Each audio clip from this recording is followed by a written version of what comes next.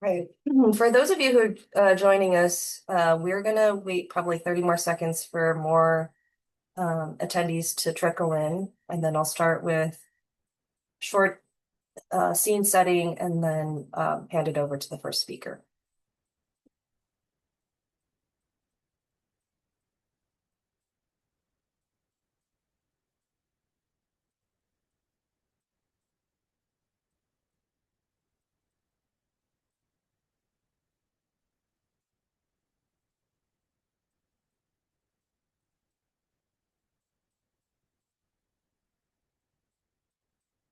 All right.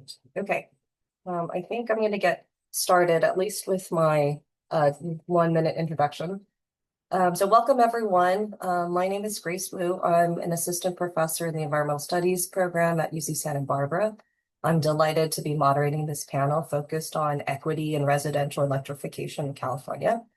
So by way of kind of framing this panel's objectives, California is really asking a lot of households in this clean energy transition. We really want homes to be cleaner, more efficient, more resilient, and technologies like heat pumps, EVs, induction cooked stoves, rooftop solar, and batteries are really a big part of that vision. But access to these technologies has really been uneven, and so have been the benefits. This panel is really focused on a few basic questions involving the equity angle of household electrification. How equitable is California's current electrification trajectory, and how well are current policy and programs actually reaching different parts of the population? And what policies are doing the most to best serve disadvantaged communities? We brought together a unique group of panelists who come at these questions from different perspectives. State policy, community-based environmental justice work, economic and systems analysis, and research on disparities in adoption in California. In terms of format, each panelist will give a 10-minute presentation. I'll do panelist introductions before each presentation, and then we'll move into about 20 to 25 minutes of moderated discussion amongst the panelists, and then we'll close with questions from the audience. Okay, so with that, I'm going to turn to our first speaker, Christine Selig, or Chris, is from Poder, where she has served in leadership and advisory roles and has been active in environmental justice and community-based advocacy in the Bay Area. Her work is also connected to BEEP, the Building Electricity, Energy, Equity, and Power Coalition, and the Healthy Resilient Homes effort, bring an important frontline perspective on how electrification policies and programs are experienced by residents in EJ communities. And so, Chris, could you share your screen? Oh, you didn't get my slides. Hold on. Yes, I'm sorry. Yeah, I could not access your slides through Canva. Oh, sorry about that. The last year. Yes, I can share my screen. Sorry. Bad form. Well, I'll just tell you a couple things why I'm bringing these up. So my name is Chris Selig, and I'm from Poder, which is an environmental and economic justice organization based in San Francisco. Let's see if I can do this. I'm sure I can. I'm going to do present first. Okay. Yeah. Which is based in San Francisco. And yeah, we're EJ. Oops, there's a typo in that. We do a bunch of different work. We have a farm. I run the Healthy and Resilient Homes program, which is our equitable electrification work. But we do a lot of other stuff. We have a big farm. We also do, we're also known a lot for our civic engagement work. So we do a lot of know your rights, immigration defense work. And Chris, can you share your screen? Sorry if you... Oh, you're not seeing it? No. Apologies. I should have informed you earlier. Thank you for telling me that. There you go. I'll back up. I'll go quick. Sorry about the technical things. Now just left.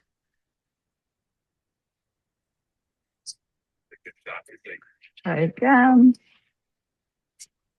I'm gonna push share first and then present. If it works a little better. Okay, can you see it now? Yes, thank you. Okay, so we do a lot of things in the environment. This is our youth program. They're working on their bikes. We do this really cool. We work locally and then we work statewide in a bunch of coalitions, including the Building Energy Equity and Power Coalition, which is a coalition of grassroots and community-based groups across the state of California. We also are part of the Healthy Homes Working Group, which is a more like a cross movement coalition between mainstream groups and environmental justice and CBOs. And then we're part of other things too. A lot of people know about the California Environmental Justice Alliance, and then we work nationally in advancing this work. Those are some of the policies. Picture of our farm. I wanted to talk about this for a minute. This is like a core piece of our work, which is procedural equity and building peer relationships between government and community. And that's kind of how we've built this work for equitable building decarbonization and our work in healthy, resilient homes. And one tool that we've used a lot, in case you don't know about it, is facilitating power, which is a spectrum of community engagement. It's a really neat process for thinking about how to build those collaborations. So here's some elements of equitable building decarbonization. Affordability, community leadership, holistic whole home retrofits, safety, housing quality improvements, tenant protections, anti-displacement, targeting benefits to disadvantaged communities, we tend to call working class communities, meaningful engagement, coordinated outreach and education to priority communities, and workforce development and local benefits. Here, we like to we just design this infographic to explain what we mean by equitable building decarb, because people mean, and whole home retrofit, because people mean a lot of different things by that term. The basic building decarbonization work. We also are really prioritizing energy generation and storage in our model because for a bunch of different reasons. One is we really want to not completely burden the Central Valley and other rural communities with generating even clean energy for us, but to have as much locally produced energy as possible for many, many reasons. But also it builds in resiliency. And right now it's our major way to deal with energy burden, even though there's very few programs, and then including, and also vehicles. But our work also includes healthy materials like dealing with asbestos, lead, and radon abatement or mold, trying to use like low VOC paint, low emissions, low carbon cement, but also thinking about permaculture in the ground, water conservation, and reclaiming water, insulation, so that we get the maximum efficiency and benefits out of any kind of HVAC or other systems we put in. And then environmental justice, which is the approach of like collaboration and everyday people really being part of designing the solutions. I think there's a lot of public comment that says that like working class people don't want to have healthy, resilient homes or decarbonized homes. And our work through environmental justice, where we have promotoras that organize and talk with people about these issues, we found like a tremendous amount of interest.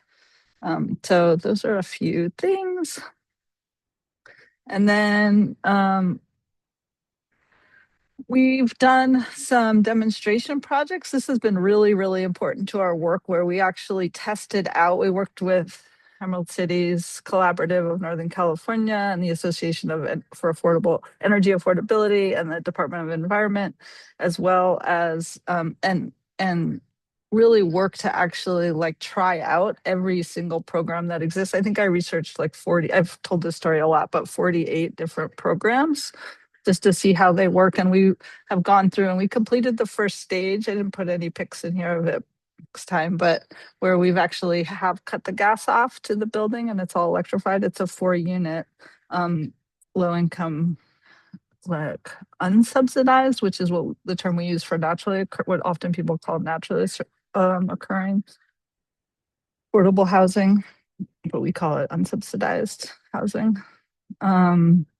And our approach is really to work on leveraging existing strong community relationships, and bring technical support, added financial support, a lot of time and attention. And we really walk people through the whole project from the beginning to the end, including post install and like solving all the problems with the technology, making sure they're getting the efficiency benefits. I just wanted to, just because of like how you framed it, well, I'll come back to that. Um, the way that this is framed, one of the key programs for us has been the equitable building decarbonization program. Like we took the learnings from our pilot project and informed that program. And I think for us, that's one of the most significant programs because of it's allowing us to scale the work we've done in this pilot project to many other buildings and figure out how to do this work. Well, they, along with APEN, are the CBO co-leads of that project. And so that's been a big deal for us because we've, it's a one thing for Poldea to be doing, full whole home retrofits. And even ACE does a lot in Richmond. But this is a program in Northern California we've brought on, now there's 9 CBOs, and then there's more in the Central Valley and more in Southern California. So I think the infrastructure that we're building and the bringing all these outreach groups, CBOs and EJ groups in to do the work is like an incredible value because we're building the ability for many people to do this same work, which is what we need to do. We have to scale it. I think another key program for us right now doesn't have an equity approach to it, but we're pushing for one, is the 1221 pilots, because one of the main things we need is like a lot of money to do this work. And so what's good about 1221, which is the thing where you, instead of spending them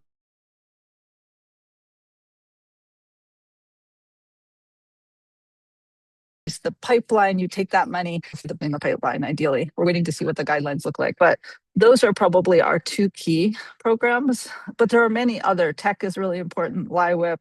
There are lots of other programs that help. We were able to, and we're able to work with implementers to figure out how to leverage those programs, which is really great. I put this slide in on our work because one of the main things that we need moving forward and that we're proposing is an interagency working group. Basically, we're actually right now I'm at a convening with the Healthy Homes Working Group and BEEP, which are like the many different types of organizations that work on this in California. And we're coming together to develop our kind of next strategy. And one of our big pushes is for an interagency working group where we host start to host conversations to kind of figure out how to more effectively collaborate between agencies. Here's our list so far, but there's others too, including IOUs and of just like one of the challenges of doing this work is that the programs are so dispersed across agencies. And although like with EBD, it was built in that you can layer, there's still a lot of different ways that programs don't align and aren't. And so what we want to do is create a process where we can think through what it would be like to build a collaboration. So I think one other really key piece of that is like the outcomes of the work. We know that when we electrify, we have this incredible impact on GHGs, but we also have huge health impacts. And now that CARB is coming up to come out with their indoor air quality recommendations, and I know the CEC is coming out with one too, it gives us an opportunity also to kind of uplift more specifically like the health challenges. I'm going to stop sharing for a second so I can see you guys. The health challenges of the impact of the work and other co-benefits so that we can really work with all these agencies and understand how through this work we're meeting their goals and their like deliverables that they have to do and are doing, their metrics. So that's like, I would say that's our main push that we're doing right now. Is interagency working group. I'll show you. I think that's the rest of the slides I have are just about our kind of like about our different programs that we've done. But I think I'll stop there for now just to leave time for questions. Thanks so much, Christine, for sharing a lot of that. It's really inspiring work and leadership. Our next panelist is Dr. Christina Crespo Montañez. And she's an energy associate at the Brattle Group. Her work focuses on residential electrification, hybrid, renewable plus storage systems, and equitable energy transitions. She advises utility system operators on electrification strategy, DER integration, and long-term planning. And she brings an especially useful perspective at the intersection of economics, planning, and equity. Take it away, Christina. Thanks, Grace. Thanks for the presentation, and good morning, everyone. I will be presenting today on household economics of residential demand electrification in California. And this is work based on my doctoral research with Professor Duncan Callaway at UC Berkeley and Salma Elmala, and in particular, a paper that's now under review at Nature Energy. So the core question that I'm going to try to give some elements of a response to is who benefits from electrifying demand at the household level, and under what conditions does it happen in California? So before diving in, I'd like to give a bit of context for electrification in California. So electrification is central for decarbonizing our economy. We need both a clean electricity supply and an electrified demand in homes. But importantly, climate plans rely on households choosing to adopt these technologies. Ultimately, in the language of CARB, in their climate scoping plan, the success of residential electrification, and I quote, relies on homes choosing to adopt electric technologies.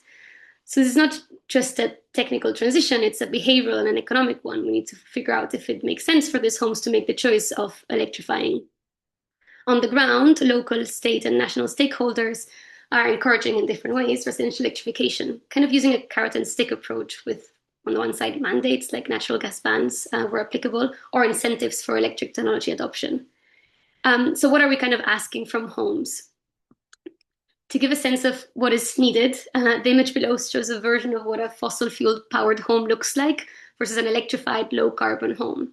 I find this illustration compelling for two reasons. One is that it synthesizes the significant suite of new technologies that go into a fully electrified home. And I can highlight here in the paper that I'm going to be presenting on which kind of end uses we're modeling the electrification of, which is heating and cooking and water heating through the adoption of heat pumps and induction stoves. And then secondly, this stylized depiction of these empty homes with clear references to material progress in the electrified home, like even the cars are shinier in the electrified home.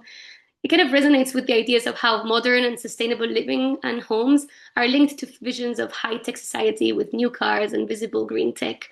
But the realities of electrifying and of this socio-technical change needed for electrification in homes are a bit different. Not everyone can afford or access these shiny transitions equally.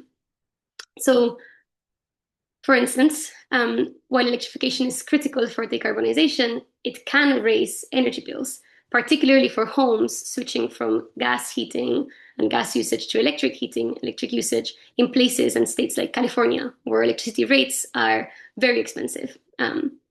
This figure here shows the average bundled prices of electricity or natural gas in the US on the left and in California. And this challenge is particularly acute in the PG&E service territory, which is the area that I'm going to be talking about in the rest of the slides, where electricity prices are among the highest of the US within California. And so the question of whether the energy efficiency gains from more efficient electric heating technologies are large enough to offset the large gap between the electric and gas prices kind of determines the economics of electrifications for homes. And this price gap is also central to debates on the equity implications of home electrification. Indeed, an important consideration in these debates is to avoid kind of the cost shifting dynamics that have been seen and have been contested with what we've seen in the early adoption of solar PV in households, where higher income home adopters, early adopters, would reduce their grid reliance, leaving lower income homes to shoulder rising costs. And in the electrification space, there is also a debate of whether, again, if we're just having higher income homes electrifying first, we could see a shrinking gas customer base that would drive up costs of gas for remaining ratepayers, disproportionately impacting low-income households. However, for electrification, it is a bit particular to have a clear-cut answer of who should electrify first, because right now, electricity prices are very high in California. So we could also argue that focusing on low-income households to electrify first may not yield immediate bill savings due to higher upfront costs and this electricity gas price disparities in California. So putting this together, the economic impacts of electrifications of homes depend on both evolving energy rates, because while this figure is good for intuition, nobody really pays an average price, but also changing the technology costs and climate-driven energy need changes. And so to date, the scarcity of high-resolution electricity and gas usage data has constrained our ability to model kind of the potential distributional changes to residential energy use and bills across a diverse customer segment and different social groups. And we have instead relied on more coarse economy-wide models. So this is why leveraging metered data for both gas and electricity customers for over 20,000 homes in the PG&E service territory in California, the paper I'm going to be presenting on today asks what are the economic and equity impacts of residential electrification under different rate designs and rollout strategies. First, looking at different levels of electrification, that's question one. Different end uses being electrified, who gets to see positive and negative economics of electrifying, and then also thinking through this phase out of what happens when certain higher or lower income groups electrify first. So very rapidly, I'm just going to give a very high level overview of what the methods that went to the paper are, and I'm happy to share the paper otherwise. But we start with this energy usage data for electricity and gas for customers, and we disaggregate from that total energy use the heating and cooling behavior from that real usage data, so we can model the electrification of different end uses. We then simulate electrification by converting gas demand into electricity, accounting for appliance efficiency changes and any changes to load shapes when you adopt these other technologies. And we also project future demand changes under climate change using projections in cooling degree days and heating degree days over the coming 25 years. To create the scenario, the different scenarios that respond to question one with the electrification scenarios and question two with phasing strategies, let me just explain a few key concepts for the two results figures that I'm going to share with you. So first, electrification scenarios describe how much of the gas demand we're modeling to be electrified. So the first scenario, we're only electrifying space heating. Second scenario, all gas use is electrified, so also including cooking and water heating. And in third scenario, we're also adding cooling for homes that previously did not have it, under the assumption that when you adopt a heat pump, you could also use it for cooling, and under increasing temperatures, you would expect also more homes to adopt cooling behaviors. So basically moving from kind of 1 to 3, we're seeing like deeper electrification in the home. And then the second question has to do with like the timing of switching to electrification. And we're calling this prioritization strategies that focus on targeting certain customer classes to electrify first over 5 ways in every 5 years from 2025 to 2050 until all customers electrify. The first strategy that we model represents kind of like a business as usual trajectory where higher income households are electrifying first. The second strategy, in contrast, prioritizes low-income households electrifying first to ensure that disadvantaged communities benefit earlier in the transition. And again, helping hedge against potential raises in gas costs, but also exposing them to current disparities in electricity gas costs. And the final strategy focuses on starting with areas that have aging gas infrastructure, with the idea that you're aiming to minimize costly pipeline replacements and redirect utility investments towards electrification instead. And so, again, these strategies shape who electrifies first and how costs are distributed. And then finally, the metrics that we're using mostly at the household level are going to be changes in energy bills and net present value, which is what I'm going to be presenting on. And at the system level, what is the total amount of incentive needed to make homes break even, and how does that compare to the benefits of electrification? So let me give you a sense of some of the high-level learnings from this piece. So in terms of scenario, so looking at the household level, we're trying to understand the economics of electrification right now.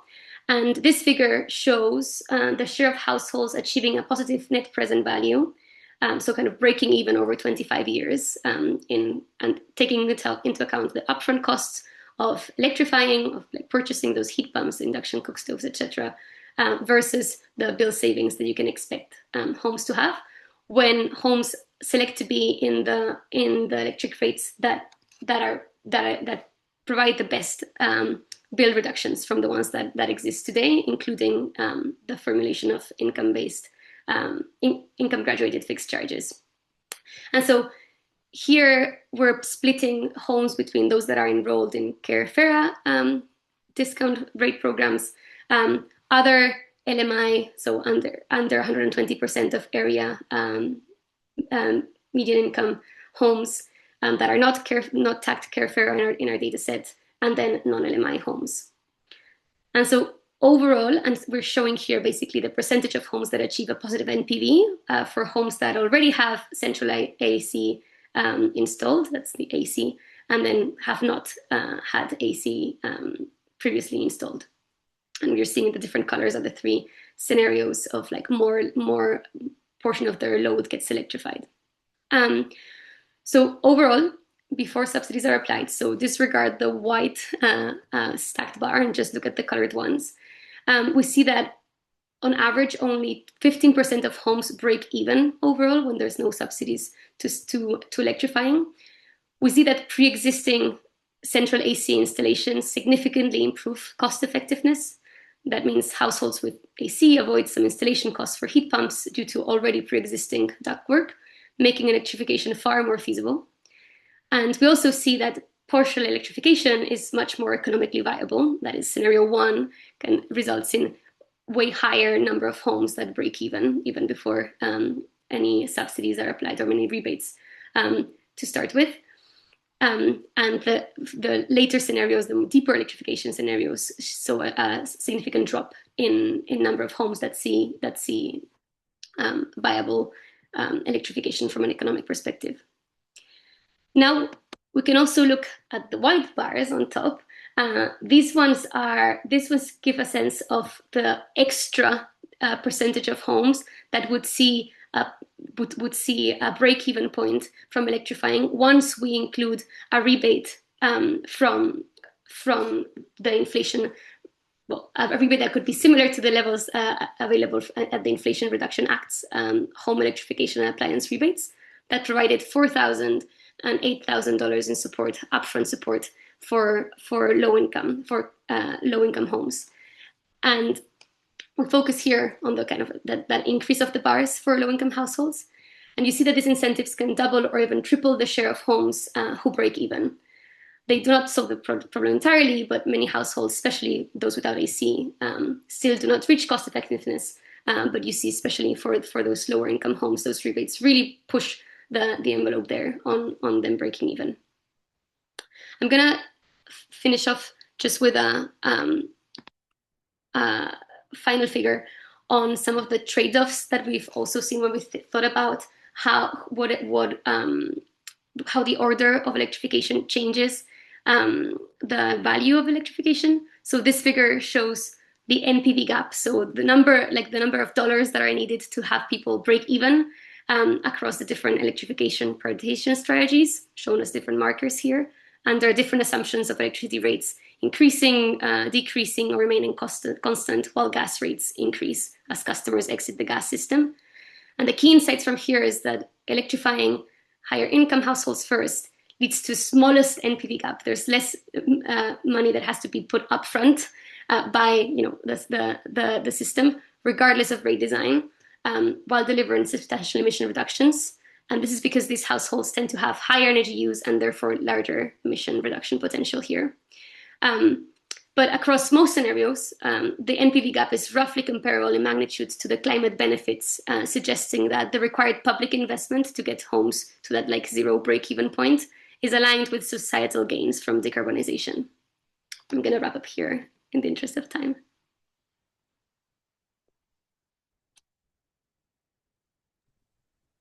Thank you, Christina. Okay, our next panelist is Commissioner Andrew McAllister of the California Energy Commission. Commissioner McAllister has served on the CEC since 2012 and has played a major role in California energy policy, including work on energy efficiency, building standards, appliance standards, and building decarbonization. He brings a valuable state policy perspective on how California is approaching equitable household electrification. That, Andrew, could you share your screen?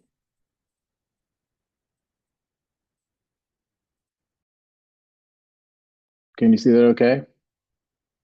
Yep. Excellent. All right. Well, thanks. Really appreciate the invitation, Grace, and it's wonderful to hear the two Chris's, Chris and Christine, Christina, presenting. I think a lot of common themes here. In particular, really like the public policy, just sort of conclusion that we just heard from Christina about trying to figure out how we can justify public investments in this to get social benefit and help get over some of the upfront cost barriers, particularly focused on the least resourced communities and households. So I'm going to talk mostly about the Equitable Building Decarbonization Program. I did want to just make a couple framing comments. These are big questions we're wrestling with, and the level of investment that's required to update the millions of buildings that need retrofitting and performance improvements. Most of that money will not come from the state.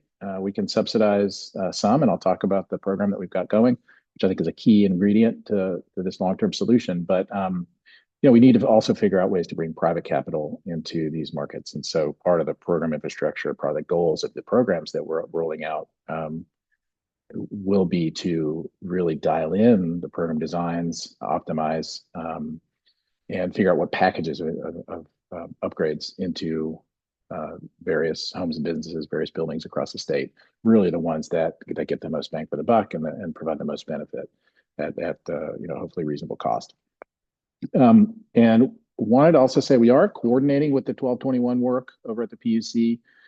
Those are really, they have different goals, but there is some overlap between the communities of focus, the initial focus areas from the Equitable Building Decarbonization Program and the 1221. So we're working certainly trying to coordinate as much as possible with the PUC on that. Different kind of timeframes and goals, but definitely keeping in touch with them about that.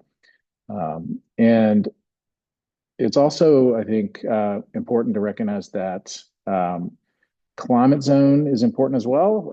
The retrofitting from a gas device to a heat pump does really, I think, both presentations we've seen, really matters what the details of how that home gets used and what climate zone it's in, whether heating or cooling is dominant and that sort of thing. So we're doing a lot of analysis at the Energy Commission about those issues, trying to use interval meter data. We've got a huge database of all the interval meter data in the state and are trying to figure out how best to sort of pre-screen to figure out like what investments are going to be the most relevant for any given household. What's the likelihood of blowing up people's bills or increasing people's bills versus decreasing people's bills? Which technologies and packages of technologies, including energy efficiency and insulation and the like. It's not just about widgets.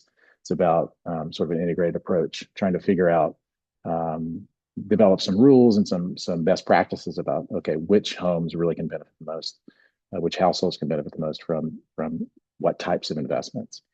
So it's really about packages of measures and not just widgets. And behavior really matters too.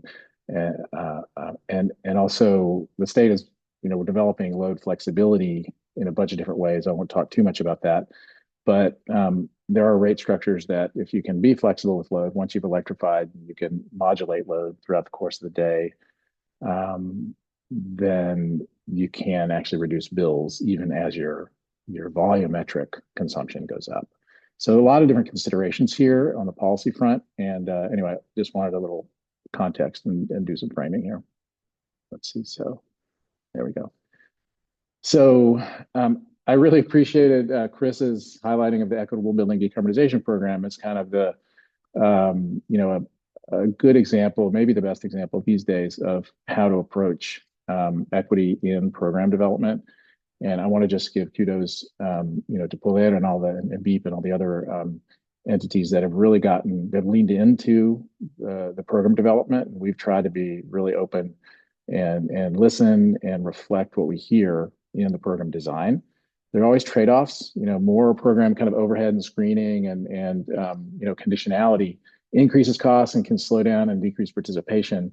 But we think we found a good balance for to sort of focus on the right issues and incorporate those into the program design so that we're providing access protections for consumers, making sure that we're taking care of the participants and figuring out how to really dial in the program to provide access to the right not put up undue barriers, at least, to participation. So Equitable Building Decarbonization Program, it focuses on disadvantaged communities, under-resourced communities, justice communities, lots of terms we can use. But I think it is very intentionally focused on those. Almost all of the investments from both the state funds, which you can see there, and the federal funds, the homes funds and the HERA funds, almost all of those funds are focused on low income.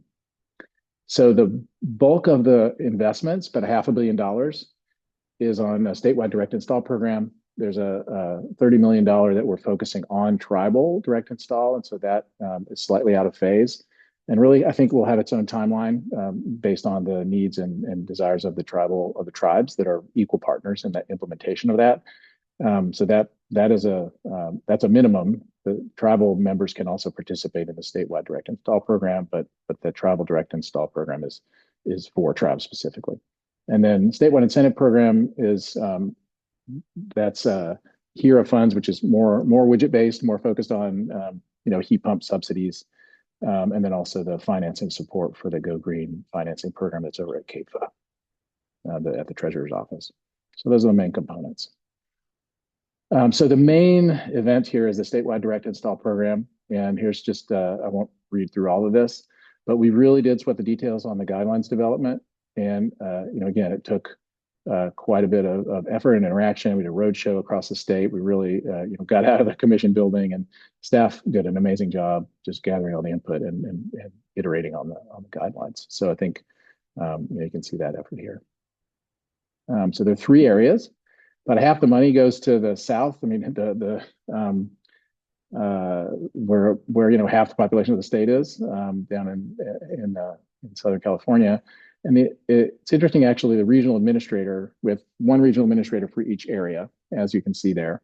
And in the south, it's the county of Los Angeles. So the county of Los Angeles stepped up to be the administrator for all of Southern California. And literally, it's like 58% of the fund. So it's the lion's share. They're doing a really good job, and I think being very inclusive. They got an amazing set of community level partners and nonprofits that are working in the initial focus areas. So in the central, about less than 20%, with the Center for Sustainable Energy being the administrator, and then in the north, the Association for Energy Affordability. So those are the current funds. The funds have bounced around a little bit just with the budget, which we've kind of had to be adaptive. But hopefully, though, as I said, this program infrastructure is going to be with us for the long term. It's really important that we dial this in and show successes early so that we can go back to the legislature and show that the program infrastructure is really working for California and creating the value that we all want. So focusing on the statewide direct install program, it's focused on low-income households, as I said, and single and multifamily, and manufactured and mobile homes as well. So that we're coordinating with HCD, the Department of Housing and Community Development, who oversees the federal rules around manufactured homes. So so we're really trying to find solutions for those manufactured homes, which have unique barriers to doing retrofits because of the fact that there's a state agency that really is the permitting entity for upgrades to those buildings. Yeah. So $500 million sounds like a lot of money, but it's really a drop in the bucket in terms of the long term. Like if we're really going to get to the 5 million buildings that in which people live that don't have a lot of disposable income and they're don't have the capital to plow into their buildings, or they're renters, or they have all sorts of barriers. We have to find solutions for those communities. But on the other hand, we want, at least right out of the gate, we need communities with not a lot of barriers to success, right? We can't be, we need to focus on like climate zones where the profile of the building isn't going to make it more likely that bills go up. Where we're going to trigger distribution system upgrades, right? We kind of want to avoid that at the beginning and grow into that over time. Asbestos issues, lead and mold and that kind of thing. Like we all those buildings need to be treated at some point, or need to have options for upgrading. But right out of the gate, we kind of wanted to focus on communities that have a lot of conditions, in particular that have strong local partners that have the trust of the community already, that are going to allow the program to kind of hit the ground running and implement. So a lot of different criteria. So we worked with the regional administrators to come up with a set of initial priority communities, and that's how we have to start there. And we don't want to have one building over here and then 50 miles away another building. Kind of really need a community focus approach to get some economies of scale. So here's the map. You can look at that at your leisure on going forward. But we really have a lot of confidence in the local administrators. So there's also, just being conscious of sort of the political environment, we also wanted to develop not just only the priority communities, right? We want to have the ability for self-organized communities to come and participate as well. And we've been very clear that we can't cover the whole state with this initial program funds. $500 million, again, is a lot of money in historical terms, but really a drop in the bucket for the long term, what we need over the next couple of decades. So communities that are kind of on top of it and they're self-organized and that can apply and show that they have the conditions for success, we absolutely want to include those as well. So kind of a way to have it both ways, focus on communities that we know are likely to succeed, but also keep the door open for communities who want to do it on their own volition. So here's a list of eligible measures. It's a lot about heat pumps, but not all about heat pumps. And we're also the electrical upgrades where those are triggered. They can be covered. There's a cap, like a cap on the average cost of those, like panel upgrades and stuff. We're trying not to trigger a lot of upstream investments, but building envelope, water heating, HVAC, cooking and laundry, and the like. So PV and solar and storage are not eligible. There's, we could talk about that in the Q&A maybe, but those are high costs, and they are, those markets are more mature, and they also have very important retail benefits already, like the cost effectiveness of that. There are leasing options and things. We just didn't really feel like that was the best use of public money to layer into the solar and storage arena. But we are coordinating with the programs that do offer those.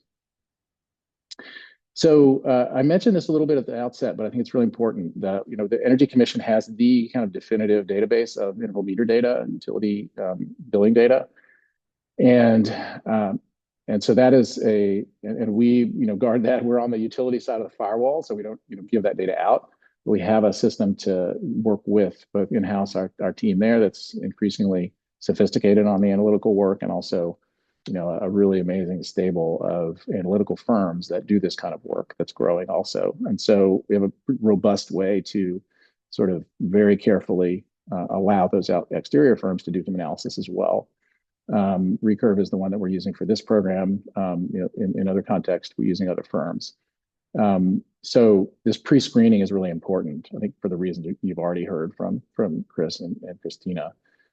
to make sure that we're really going in, with full awareness of the potential outcomes in terms of bill impacts, and really trying to pre-screen for the homes in areas that have the highest likelihood of success, working with the regional administrators.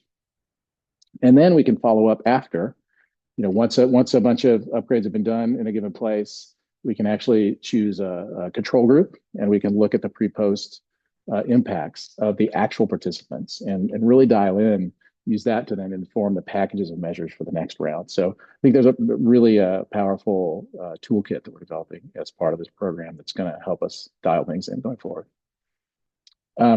So another program we've been running for a few years is the BUILD program. So that's a different program. The details are here, but I think it's important. It's focused on low-income single and multifamily new construction. And so we've been working with builders to dial in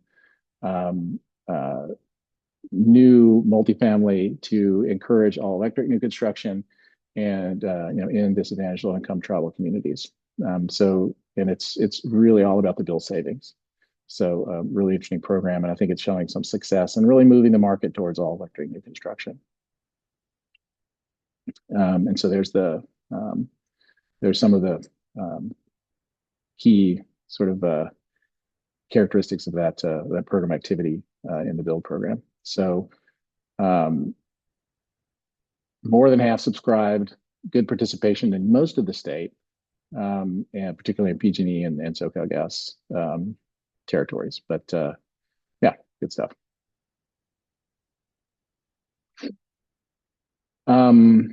So I wanted to just mention to wrap up, we have a couple other projects here developing equity indicators. We did some work together with the PUC sort of in 2018, initial metrics about to try to quantify sort of how we're doing, find metrics to understand equity. And I think we've picked that up again, doing a lot of GIS analysis and a lot of mapping, all the different tools that we have in the state.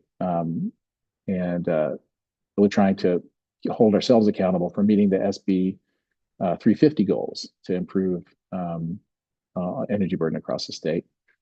And part of the SB 350 was also to convene a disadvantaged communities advisory group, DACAG, and we really lean into this. Like we really run all of our major initiatives through past the DACAG and really give them a deep dive on it so that they can opine and help us really make sure that we're holding ourselves accountable to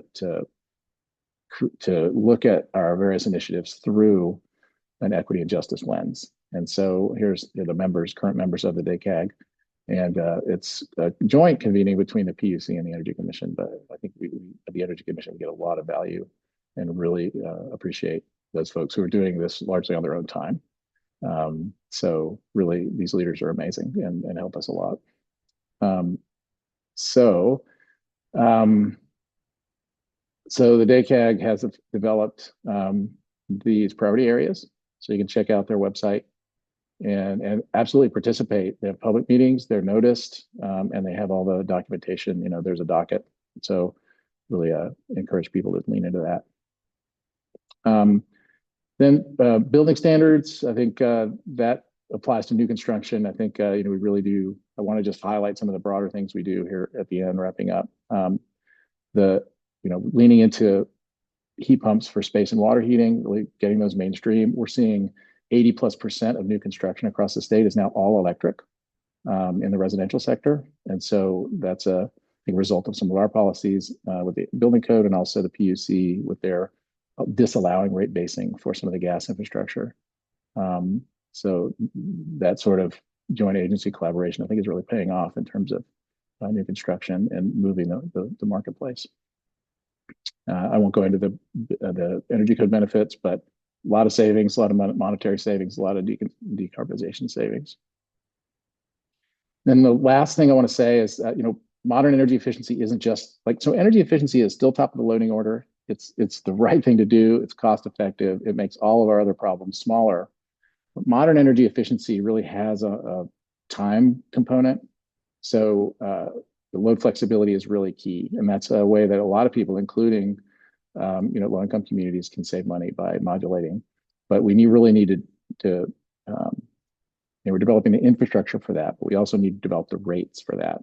It's largely not at the Energy Commission. That's at the PUC and the POU rate making authorities. So a lot of work to do on making sure people can actually save money by managing their energy consumption. And I mentioned this already, just a lot of meter-based billings analysis, and here are some other applications of that in addition to the programs that I talked about. All right, thanks very much. I appreciate it and look forward to Q&A. Thanks so much, Andrew. All right, our final panelist is Professor Mattel Mildenberger. While I'm introducing you, could you share your screen? He's an associate professor of political science at UC Santa Barbara. His research examines the political drivers of climate policy and inaction, with a particular focus on climate politics, public opinion, and comparative climate policymaking. Today, he'll bring a research perspective on the perceptions, patterns, and disparities in residential electrification adoption in California. With that, go ahead, Madam. Great. Well, it's so great to be here. And I think that the data that I'm going to present today, which has come from a long-term effort by our team here at the University of Santa Barbara, as well as colleagues at the University of San Diego, will actually be a really great complement to several of the, the presentations that we've just heard, and will, I think, feed into some of sort of the data needs that Commissioner McAllister just talked about. This is work, I should say, that's supported by the California Climate Action Initiative, which was a partnership between the state and sort of the University of California Office of Research. So let me dive right in. What we have been spearheading for the last year and a half is sort of an effort to, on the one hand, undertake really, really high resolution, large and spatial surveys of Californians and understand the preferences for household electrification, both across the state, but with a particular focus on getting really good data about the preferences of and intentions to electrify amongst disadvantaged communities. Um, and then coupling that with a bunch of work to model different scenarios and understand how different parts of the state are likely to meet or not meet sort of current state targets. So I'll present this in two parts. The first part is sort of introducing this new survey. So this was a large, over 7,000 person survey of Californians that we sort of spearheaded here at UC Santa Barbara. We sampled and sent invitations to participate in the survey to households based on their climate zone, the DAC status of their census tract, their various household characteristics.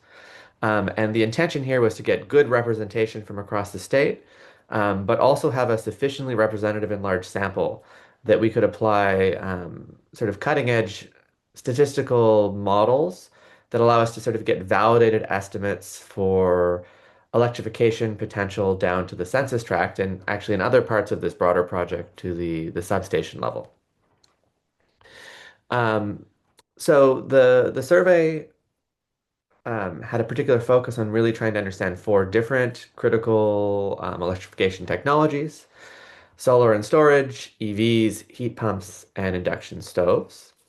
And what we did is we both understood sort of current adoption in these different representative communities, as well as measuring carefully likely adoption under different adoption subsidy levels. And so we were trying to understand also like how responsive different communities would be to a low, high subsidy or sort of a general have an interest in adopting under sort of any circumstance scenario.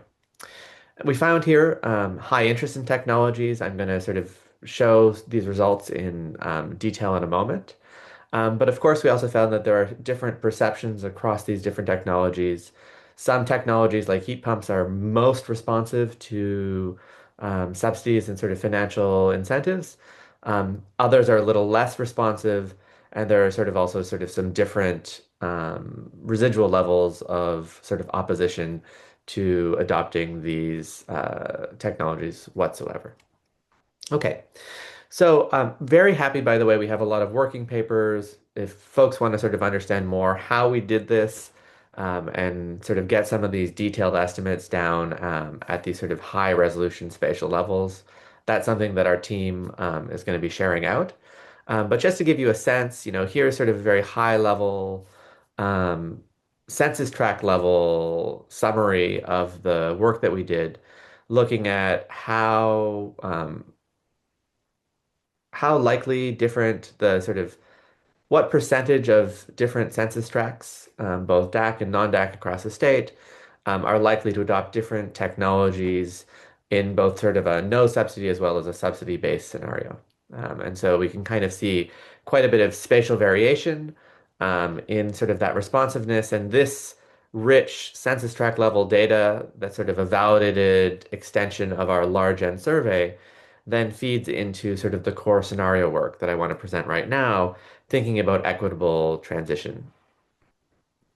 So the way that this works is we have all of this survey data. The survey data gives us a sense of how to classify different people, and then we can aggregate that up. So are people interested in adopting these technologies no matter what, without any subsidy, with low subsidies, with high subsidies, and then also sort of someone who is interested in adopting technology, but not at realistic subsidy levels that the state has discovered, has proposed so far. We can imagine that as technology costs go down, as the cost curve changes, some of these interested in planning individuals sort of might come closer and closer to being in the black and adopting some of these techs. The model also thinks about other factors, social influence factors, as well as the likely impact of building code changes on the built environment and the way that that will be structuring the adoption of Californians of some technologies, kind of independent of what they choose as consumers. Okay, so let me walk you through sort of these results. I think they're really insightful. First, thinking about electric vehicles. So here is essentially a waterfall plot that tries to showcase how close we are in California to reaching some of the electrification targets. To briefly sort of explain the plot, the very first bar to the left, that says current, this is giving an estimate of how much, what cumulative fraction of Californians are already adopting EVs. The dark maroon is renters, and sort of the lighter beige is homeowners. And then we can begin stacking on top of that sort of additional fractions of Californians that are likely to also adopt these technologies as we move along our scenarios. So we have additional several percentage points of Californians, a chunk of them that will adopt under a no subsidy scenario over the next 10 years. And then as different support structures come into place, that fraction of Californians gets higher and higher. Um, I'll say that we're also modeling here how Californians discuss their preferences for EVs on the basis of the technology itself. So people talk about if the range or the performance of an EV hit a certain benchmark, then I would become interested. So you see that in sort of the green and sort of light orange hashed lines. The takeaway here is that amongst non-DAC communities, and we measure DACs in this work quite expansively, so it's both the Cal Screen data, but we also focus on a number of other EJ indices and equity indicators that have been produced by sort of local and federal actors. But in sort of the non-DAC parts of the state, we do get pretty close to hitting sort of state benchmarks, but there is sort of a substantial difference, and the disadvantaged communities are sort of being left behind. And so in the right side of this plot, you kind of are getting a sense of that difference between non-DAC and DAC communities. And in fact, electric vehicles are where we see the highest implementation gap across census tracts in sort of this technology adoption. Um, the situation is a bit more optimistic in terms of an equitable transition when it comes to solar and storage. We still see a bit of a gap. It is a smaller gap, and we find that of all the technologies, this is the place where, under a range of sort of realistic to generous subsidies, as well as building code adjustments, the state is closer to being on track to hit these electrification targets relative to some of the other, consumer-facing technologies that we focused on. Um, the the heat pump goals we see less of a gap between sort of disadvantaged and non-disadvantaged communities, though we see that the pace of adoption and intent to adopt heat pumps is falling quite short of sort of state targets. And of course, we find lagging, weak induction stove deployment sort of patterns. There remain, a significant number of Californians who are interested in principle in the technology, but much fewer who intend to adopt and deploy this technology over the next 5, 10 years. Okay. Um, the survey, of course, asked about more than technology adoption itself.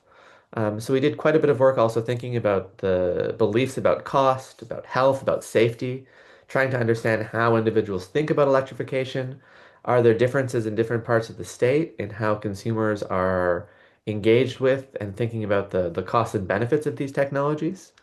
Um, one, I think, critical thing to highlight here is that we do find differences, meaningful differences, in how different communities are thinking about these technologies and their relationship to their lives, right? So, for instance, respondents who are cost burdened by their heating and cooling bills are actually quite a bit more likely to report in our survey that gas appliances are more cost effective than electric. And so even though we find sort of a bias towards belief in sort of the cost effectiveness of gas across different income groups and different sort of energy burden levels, um, there is overall, a deeper reservation about these technologies amongst disadvantaged communities who feel sort of less sold on the benefits and are a bit more concerned about the costs. And I think that there are real policy implications about navigating equitable transitions when we find such a striking representative finding across the state. I want to be brief just so that we have lots of time for the Q&A with all of the panelists who are here. So I'll emphasize only that our takeaways are that we can in fact, use subsidies, including different subsidy scenarios and that are sort of in discussion right now to help close some of this equitable transition gap.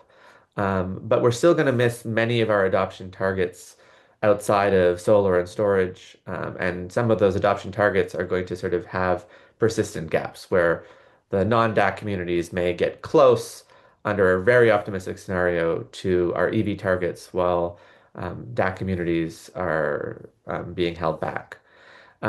In part, of course, this is a matter for policymakers and policy to sort of shift the incentive structure and shift the costs of these technologies to ensure a more equitable transition. But even right now, we're finding that there's a lot of perceptual and attitude-based um, factors that are reinforcing or may create some headwinds to sort of generate the most equitable transition we can. And we need to think really carefully, I think, about how we can shape the understandings that different communities have about the cost effectiveness of these technologies, their safety, and really make sure that we're providing for all Californians a path to sort of enjoy the benefits of an electrified future. Um, our team has a lot of this data and a number of papers associated with this data in preparation, and so we expect to be able to share out very shortly a lot of the census tract level estimates, a lot of the scenario-based estimates, and when we look forward to working with lots of folks here to make sure that we can, make this data as useful as possible to support all of the really important things that we've been talking about during this session. Okay, but let me leave it there so we could get to a little bit of questions and answers, Grace. Thanks so much, Maddo. All right, so unfortunately, we only have about 5 minutes before Commissioner McAllister needs to hop off for another meeting. So I'm going to direct my first question at him. And given that Maddo just presented some of this recent work on the gaps, these meaningful gaps that remain between DAC and non-DAC communities for some specific technologies. Andrew, what does this resonate with what the CEC has been planning for with these more targeted programs? And do you think that the programs that are in place are ambitious enough to close some of these gaps? There we go. So No, I think we always need more program resources. I think the resources that we have, we're targeting, I think, well, and we worked really hard. I think, Christine, and your team has really helped us kind of dial in the approach and trying to, do as much as we can with the funding that we have. But I think, as I said, these programs need to be with us for the long term, and we also need to really understand what works and where. We have 16 climate zones, a huge state, all sorts of languages, demographies. There's just vintages of homes, renters, and age actually matters. Like sort of fixed income elderly versus. I mean, really, there's so much segmentation that we need to do and learn how to succeed in all those segments. And so there's just so much work to be done. But fundamentally, getting the right equipment in the right homes and buildings takes money. And so we need to acknowledge that and both start where we are. The reason that we focused on low income and disadvantaged communities is so that we can invert what happened with PV, where we kind of started with the top end and sort of developed the market with volume based on people who could afford, to do that, even with subsidies, there was some cost. And so we're trying to sort of flip that script a little bit and start with the low income here, develop markets that way, but also get the benefits to the, in the equity space and really follow through on our commitments. But then grow up market from there and bring in private capital and financing tools and all that kind of stuff. So that's the grand plan. It's going to be a lot of work, and it's going to take a lot of working together and decades to get where we need to go. We have a 6 million heat pump goal by 2030, and we're about halfway there. But that's only really the first step, even if we make that goal, right? So I think we're sort of, we have a good fighting chance to make that goal by 2030. We're working a lot with market development in other spaces as well, and with the OEMs and all the trade allies and stuff. But it really is an all of government and all of society kind of effort to get there. And I really appreciate the points that like low income people don't have the money for this. They're wary. So we have to show success, and really show that it can be done and create that confidence over time. Chris, I saw that you had your hand up. Do you want to? Oh yeah, I couldn't help but respond to that question too. I would have to say, like the EBD program is like a crucial program for us to figure out how to close these gaps. One is because we have all these community-based organizations doing all this education in the communities and leveraging their existing trusted relationships. And what we have seen is that people are really, really, really eager to electrify once they understand, in particular, the health impacts of what what it means to have a gas stove in your house and a unvented gas heater if they have a heater.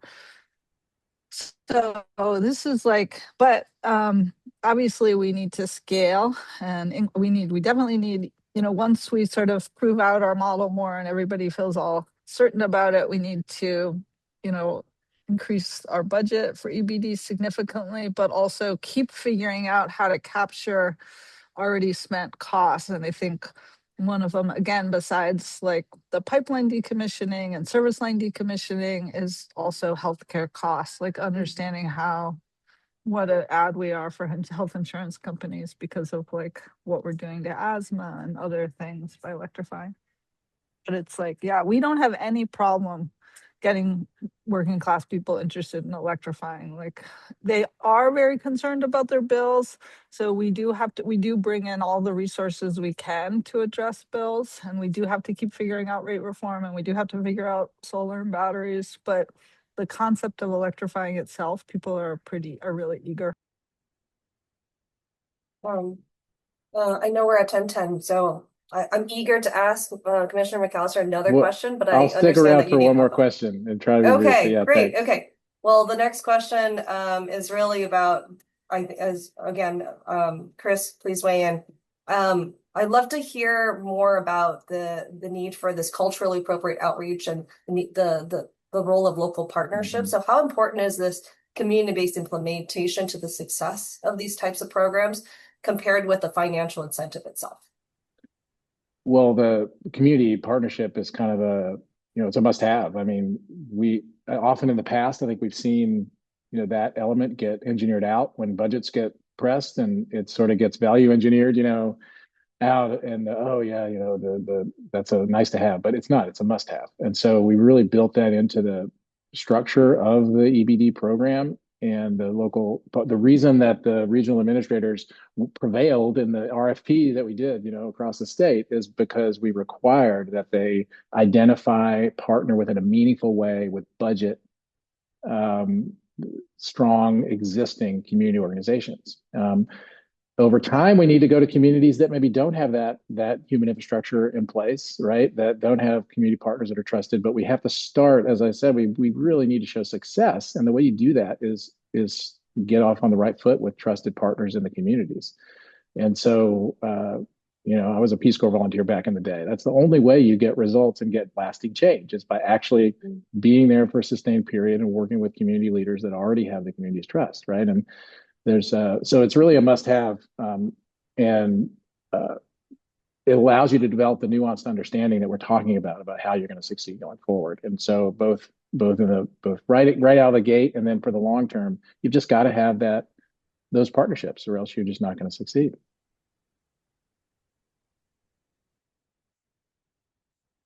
Chris, or yeah, do you want if you'd like to weigh in on Yeah, that? totally crucial. I mean, PG&E just did a pilot project in another part of San Francisco, and I don't think they got anybody.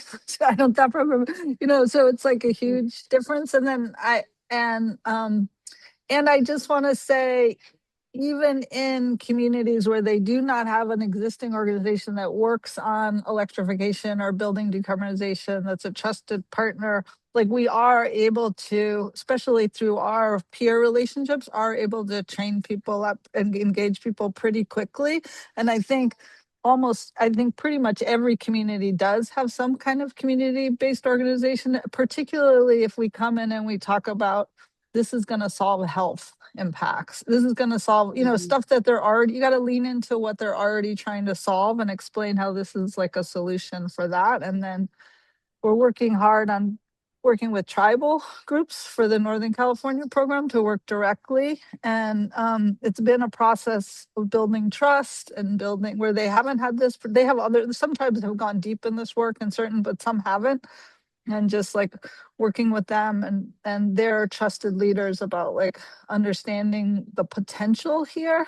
So, you have to build the relationships and take the time and lean into their goals, but we're pretty confident we can do this throughout California really effectively.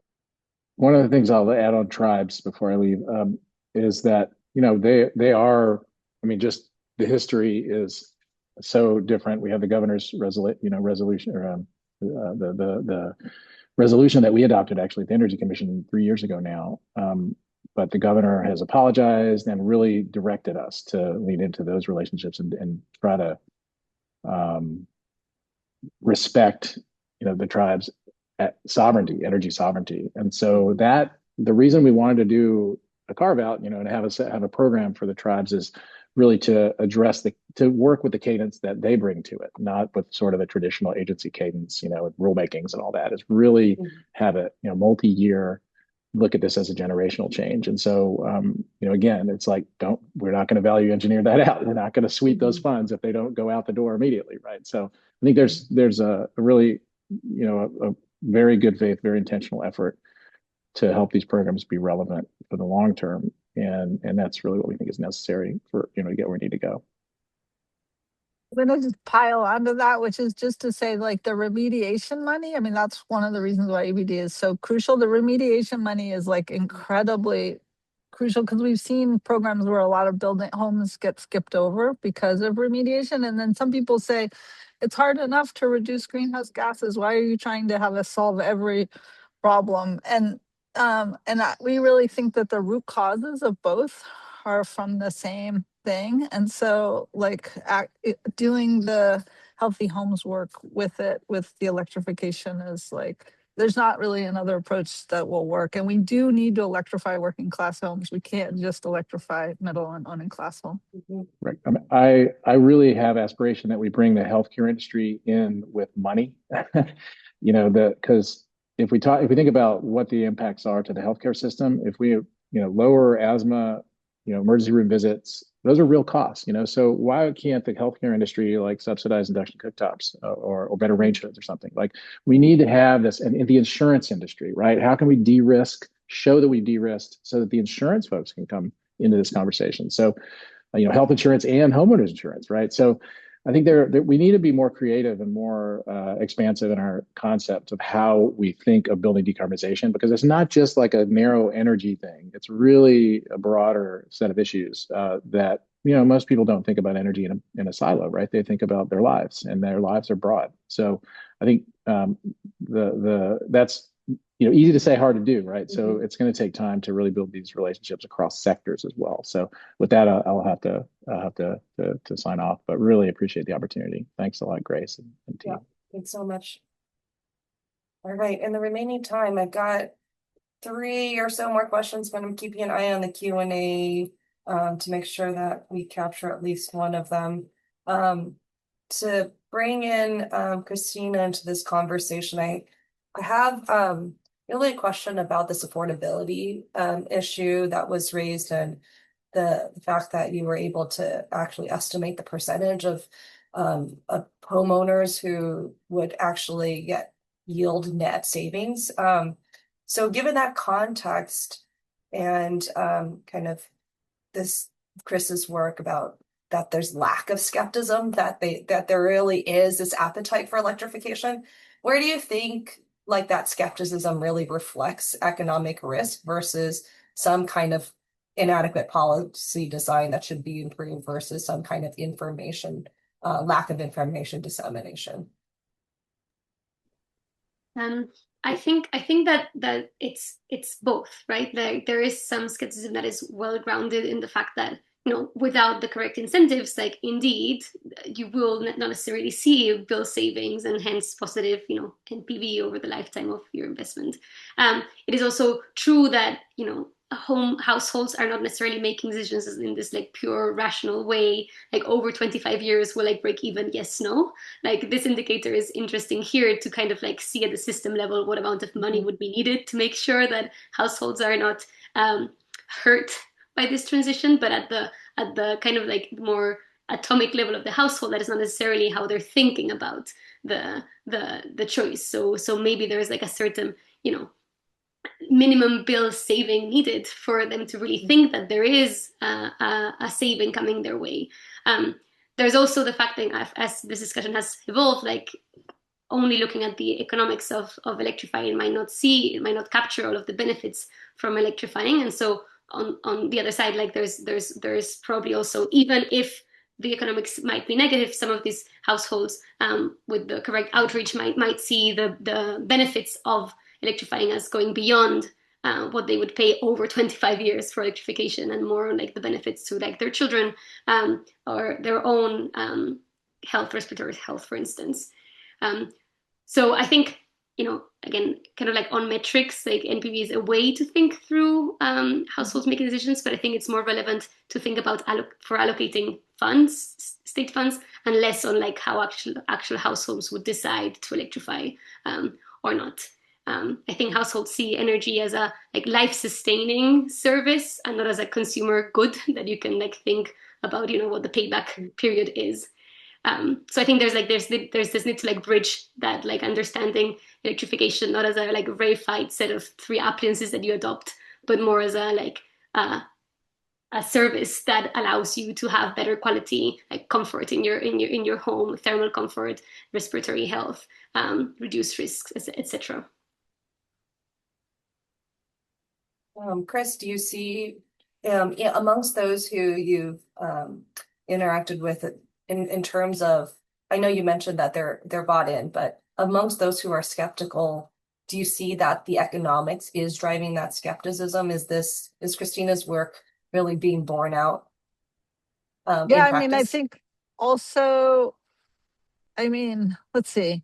What we are finding is everybody is feeling the energy. All the people we work with are feeling extreme energy burden. So we do have to solve for energy burden.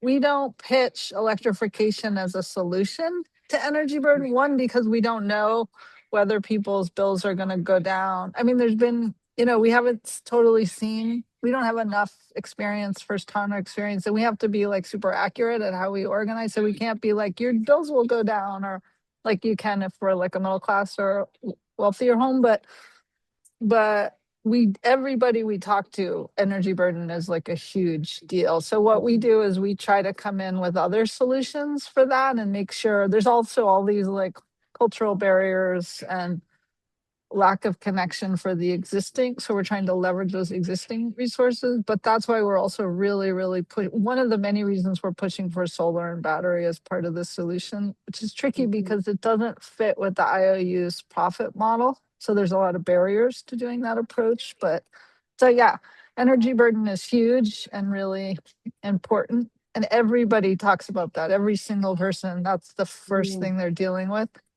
But we just don't promise this right now as a solution to that, because I mean, we do if we can get solar and battery, because then it's like free. And the other thing is we really try to do no cost installs. And that's what's also been really good about the EBD program and leveraging money that's already being spent to shift it. Great. Okay, in the remaining time I have, I'm going to try to bring in Maddo into this conversation.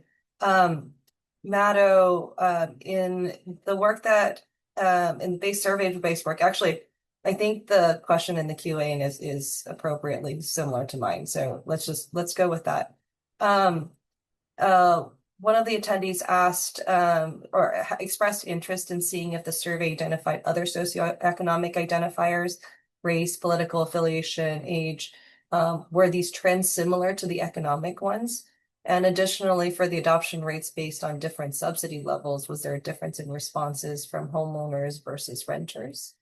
And then my very related question really had to do with, yes, are there other social psychological factors that really explain the differences between adopters, non-adopters, and DAC and non-DAC disparities?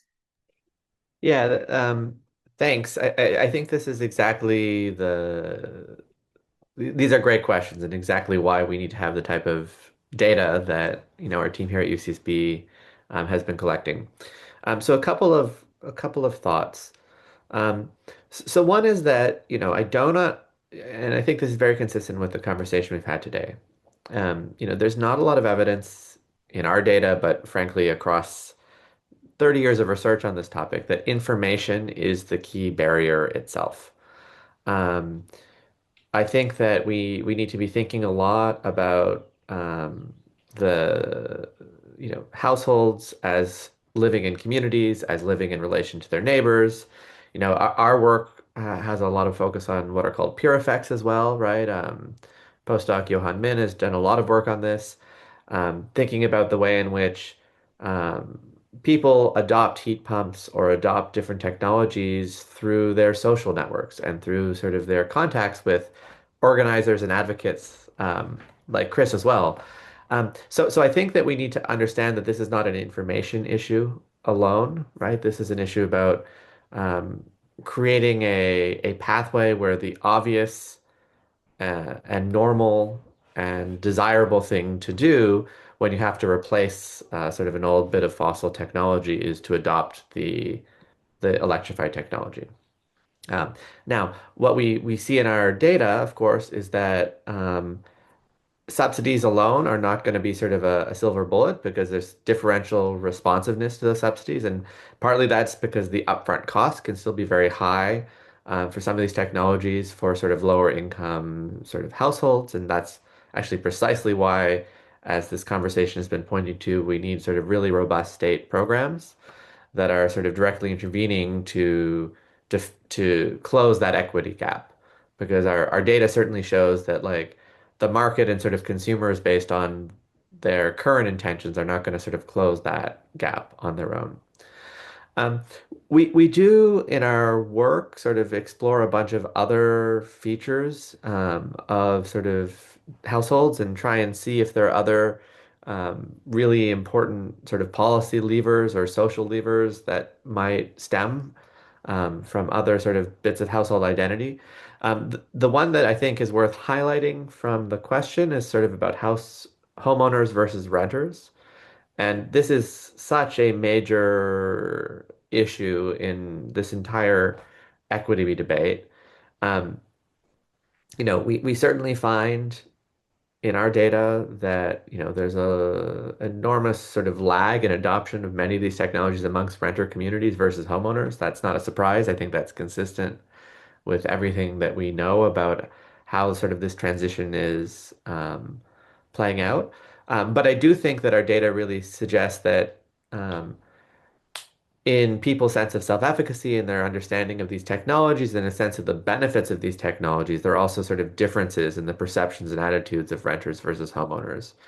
And so I think as we think about sort of an equitable transition and we think about DAX versus non-DAX and different levels of energy burden and different types of, socio-demographic factors, I think that there needs to be a very structured and clear um, differentiated policy response to make sure that renters are not being left behind. And then, of course, being a renter in California is associated with a bunch of other sort of socio-demographic factors and sort of income factors. And so the there is not one, you know, recipe for how we make this work. And I think that's evident in the sort of just the sheer quantity of programs that the CEC is running, and also sort of what Chris and Christina have been talking about here. But I think the type of data we've collected, as well as the um, the conversation today, just really emphasizes the need for, dozens of different programs that are really meeting people where they are, and not assuming that a little bit of information and a little bit of subsidies will somehow unlock all communities to sort of um, be able to enjoy this transition. All right. We're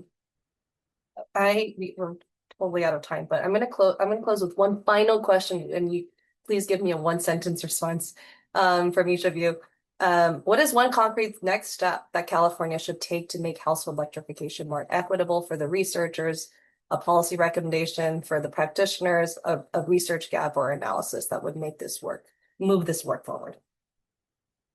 Chris, go ahead. We need your support to help us develop this interagency working group that, that we host, the community-based organizations, and we're sort of we've started to develop kind of a straw plan for it, but we really need your help in really figuring out how do we actually, because we need the agencies to collaborate and we need to sort of show all the benefits. Christina. I'd say from a research perspective, a clear gap that we really struggled to get around was the lack of good gas system data that would allow researchers to really understand and really help understand what areas are really prone to beneficial electrification. So better data access on the gas system would really help us think this through, because it is really a transition from one system to the other, and we have way less data on the gas system. Great. How about Matto? Yeah, I think that building electrification is not given the sort of resources and attention that it needs in the sort of portfolio of climate and energy responses. We need to have a much more sort of state level support for this, and much more sort of state level understanding that building electrification is as much of a climate and energy priority as high speed rail, or other very large ticket items that the state has been focused on. Great. All right. Thank you so much for everyone was able to join us for this really illuminating conversation. We're going to share the recording of this on our YouTube channel. You'll get a link in the coming week. And please stick around if you are able to for our next panel, which is going to be on electricity rate design and building resilience and the relationship between those two. All right. Thank you so much. Thanks, Grace.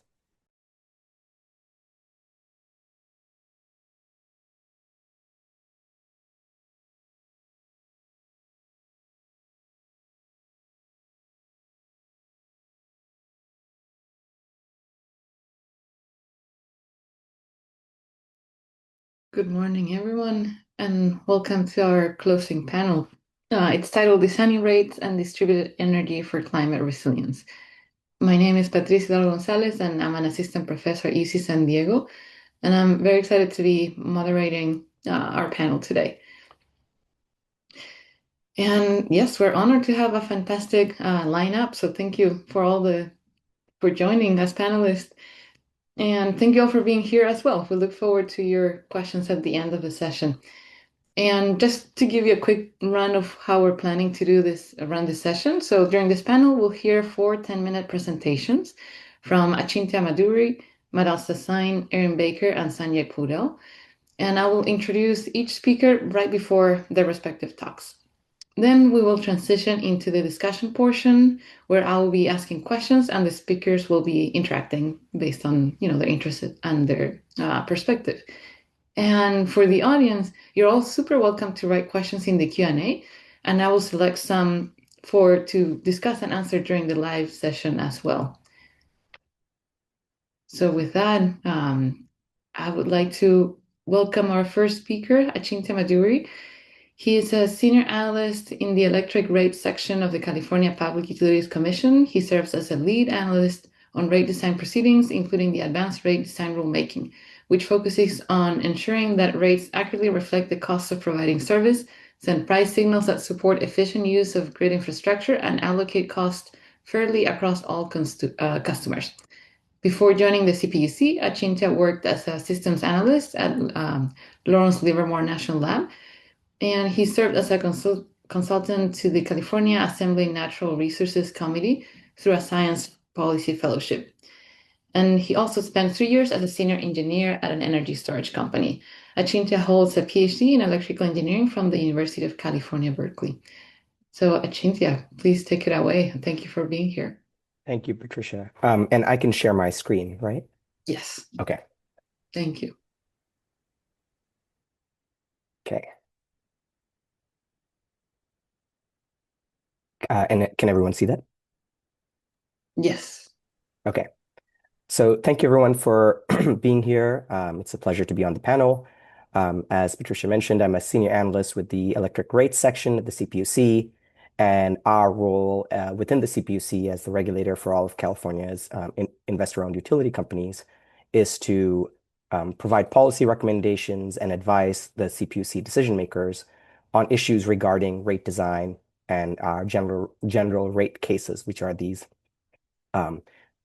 every 4-year applications that are submitted by the utility companies, where they propose how they were going to be collecting the costs that have been authorized by the CPUC from all their customers. We certainly are very focused on rate design.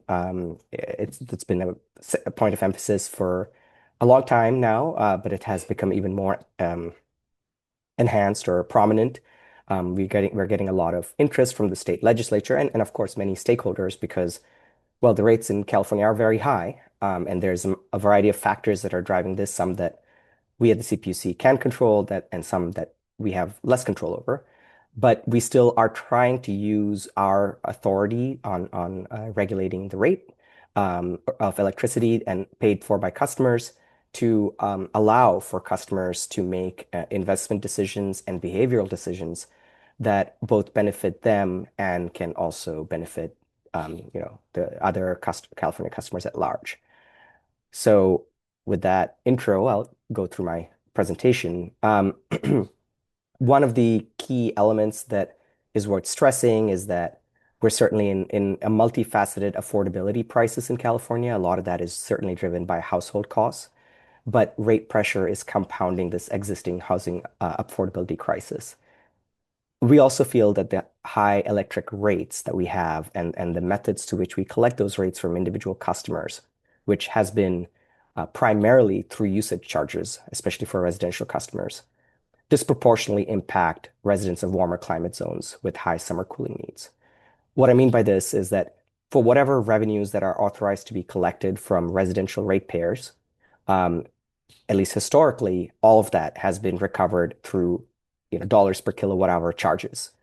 And these costs include not just the fuel costs, which are actually a falling share of utility portfolios, and the costs for building out new infrastructure, but they also include a growing and share of wildfire-related costs, and they also include a growing share of policy programs And both these costs, because if they're recovered based on usage, will then fall somewhat disproportionately on customers in the warmer parts of the state.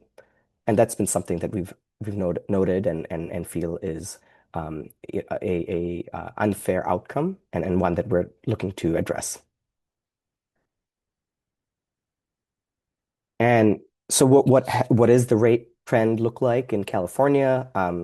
This has been not just since 2024, but looking even from 2024 onwards, all the utilities rates have increased faster than inflation. And this is again in large part due to a lot of the wildfire costs that have been authorized for these utility companies in response to state mandates, in response to the need for hardening electric utility infrastructure to reduce sort of the risk of wildfires. But the result of this is that rates are increasing at a very high rate. And again, this sort of has a very high impact on our warmer climate zone customers. I will note that we have very robust income assistance programs, such as the CARE program and the FARA program. However, these programs are only available to customers who qualify, and they come with some requirements for recertification. And as a result, there are a lot of customers who should be on these programs that are not on these programs, or they're customers that are just above the income thresholds for these programs that are hit with, again, this very high burden from the growing rates. Electric rate design has a variety of elements, and there's sort of the spectrum of complexity from flat charges to real-time pricing, which is something that we're looking at in the future. There's at the very basic level, there's inclining block rates where customers pay a fixed dollar per kilowatt hour charge for the amount of energy that they use in a month, and then that increases once they exceed a certain usage threshold. This usage threshold is determined based on the local climate zone of the customer. So there is an accommodation made for customers living in warmer climate zones. Then, of course, we in California have transitioned to default time of use rates. Even though it's default, it's still not got 100% enrollment because there are lots of abilities there's opportunities to still take service on tiered rates. But when a new customer connects to the grid, that's the default rate they're on. And a time of use rate, we think, is a really important element of future rate design because the cost of electricity in California is highly variable because of our renewable portfolio. And especially in the middle of the day, the cost of using electricity is extremely cheap. It costs almost nothing for a utility company to procure electricity during the middle part of the day. And at the same time, costs of electricity on the supply side go up as customers are using, from around 6 p.m. to 9 p.m. onwards, which represents sort of a period of time with falling solar production and increased usage. So time of use rates convey that change in costs on the supply side to customers. And we've seen a lot of responsiveness from customers to time of use rates. There's a lot of set it and forget it behavior that customers have engaged in at scale. And it's been one of the most robust interventions that we've done to improve sort of overall the trajectory of cost of electricity. And then looking forward, we're looking at more dynamic rates because, again, the cost of electricity is something that actually is now changing more and more, season by season, hour by hour. And for certain customers who might be able to respond, or certain customers with certain technologies that might be able to be automated, this can represent a really good rate structure, one they can take advantage of to improve their economic costs, reduce the greenhouse gases that they cause to be emitted on the grid, and also deliver widespread sort of affordability benefits to everyone who's an electric customer. And then secondly, there's demand charges, which are not a residential element, but for non-residential customers, demand charges measure the maximum demand that a customer uses because a large portion of the grid is designed around maximum demand. It's not just all based on how much energy you use. A lot of the infrastructure has to be sized so that a customer who might not use a lot of energy in a month but has a high demand is able to get electricity at the demand level that they need. And so the analogy to this is sort of the size of the pipe to your house. The size of the pipe to your house has to be designed to accommodate, how many toilets you want to flush at a given time. And so that's sort of why demand charges exist and are an important aspect of rate design. And then, of course, we have fixed charges, which California did not have, and this plot of the United States is showing where customers were paying in dollars for demand charges. And if you notice that California is quite white, this is pre the recent implementation of the what we call the base services charge. So that's been a big element of our rate reform is introducing these fixed charges that reduce the rate of electricity and that also spread around the costs of things like policy programs that are recovered through rates and maybe even wildfire charges in the future. So this residential based services charge, it's an income graduated charge. The average customer, or the default customer pays $24 a month. A fair customer is paying $12 a month, and a care customer is paying $6 a month. So they support low income customers by reducing the rates paid, the bills paid, actually not the rate, I should say, both the rates and the bills paid by low income customers. And this especially benefits low income customers in the warmer climate zones. It collects all these fixed costs that don't vary with usage, or some portion of the fixed costs that don't vary with usage. And then it also allows for easier electrification investment decisions. So as you reduce the rates, you can incentivize customers who purchase technologies like heat pumps and EVs without worrying about their bill rising drastically. And then looking forward, we're looking to simplify a lot of the pricing structures that we have in the state. I feel like we've gone through a period where we provided a lot of different options, but there's sort of too many, special purpose rates. We believe that there's a lot of ground to simplify the rate offerings that are provided to customers, but then also strengthen the TOU rate structures that are the default rate. And then we also want to create widespread opt-in hourly rates that will improve both the capacity utilization and reduce the long run cost, the long run investment costs of a utility company. Then there's some caveats, of course. I mean, the load shapes matter. Some residential customers may have limited ability to provide demand flexibility, as we call it. And we take all that into account when we come up with rate guidance and rate proposals. I'll end with sort of a look forward at hourly pricing, which seems like a radical idea in the context of California, but it has been adopted at wide scale in both other parts of the United States as well as in other parts of the world. In the US itself, Oklahoma and Georgia have very robust real-time pricing programs for commercial and industrial customers. They've had them for a very long time, and these have delivered a lot of shared benefits. And then in some of the countries in Europe that I've highlighted here, they've transitioned to default real-time pricing tariffs, and they have seen substantial responsiveness in aggregate from even residential customers, and that's what this plot shows from the Netherlands. So with that, that's the end of my presentation.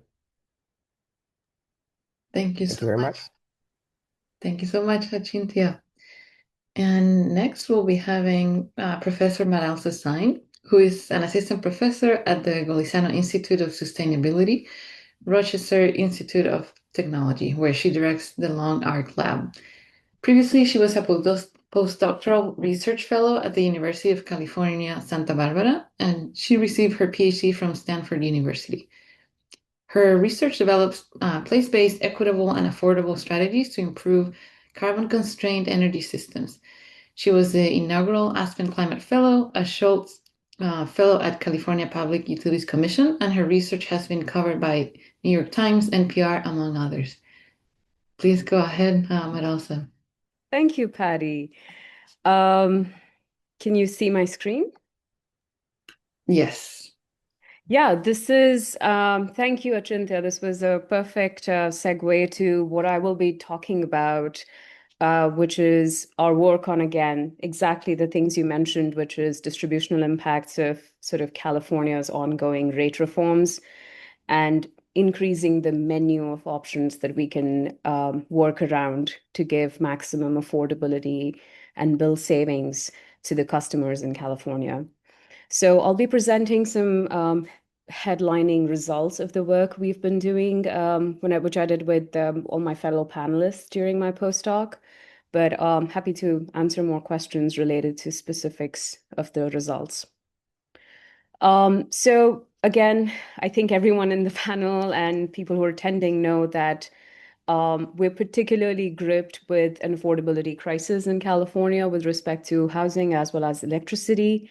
The investor-owned utilities in California, their retail prices for residents have increased from about 44 to 80% since 2019 after accounting for inflation. This is a chart just plotting from 2009 to 2024 real prices for IOUs, publicly owned utilities, and CCAs, and we see that the brown lines have been sort of trending upwards since 2019 more sharply.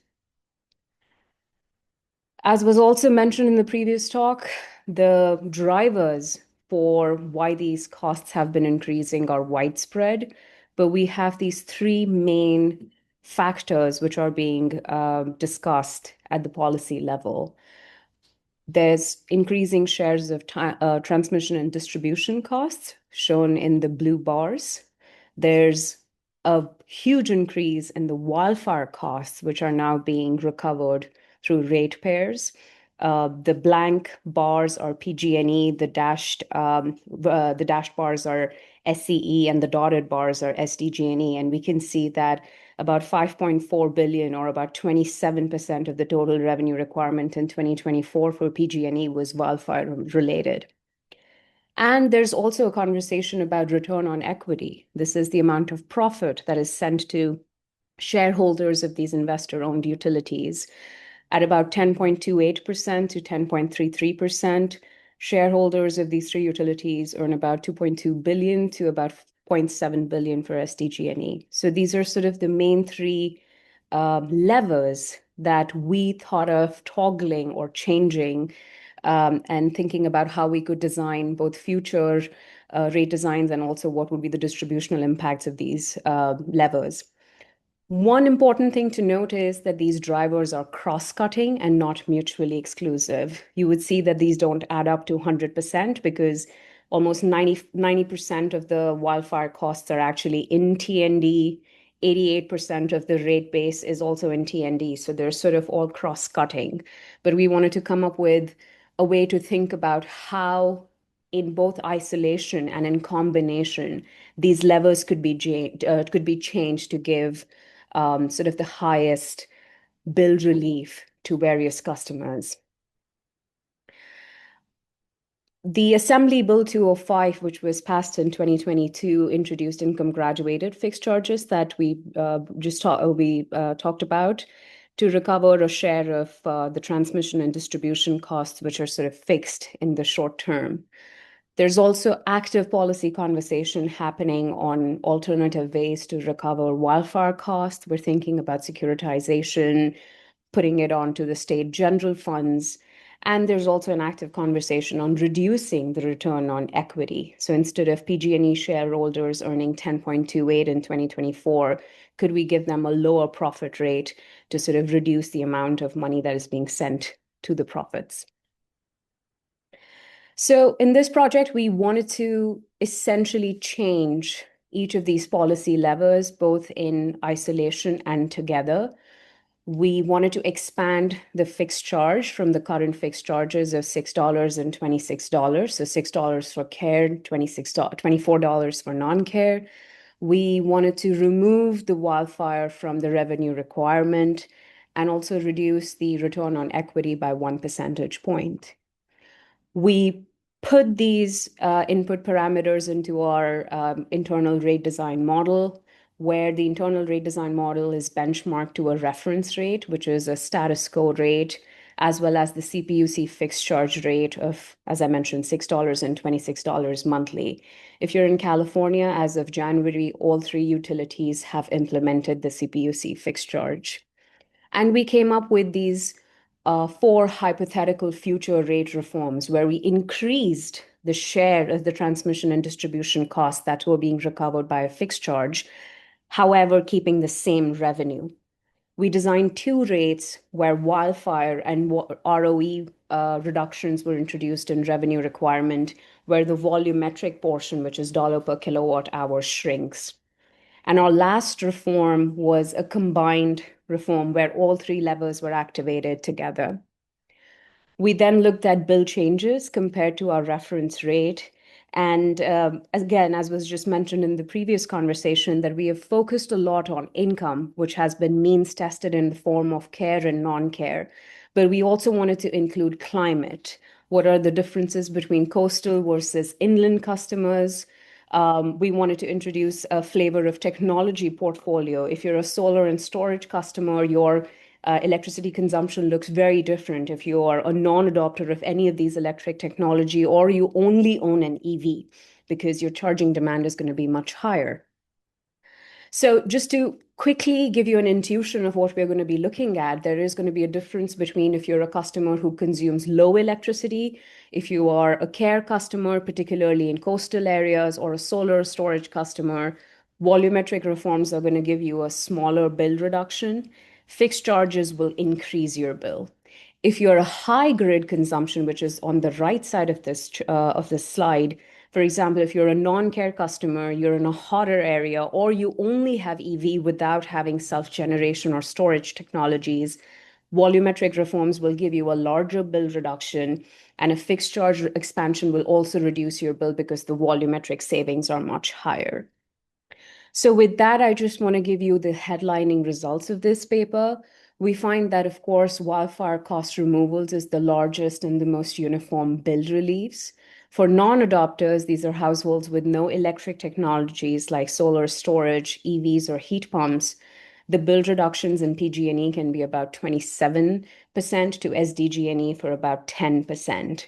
This makes sense. It's sort of a proportional redistributive level of rate design where the savings essentially scale with the grid consumptions.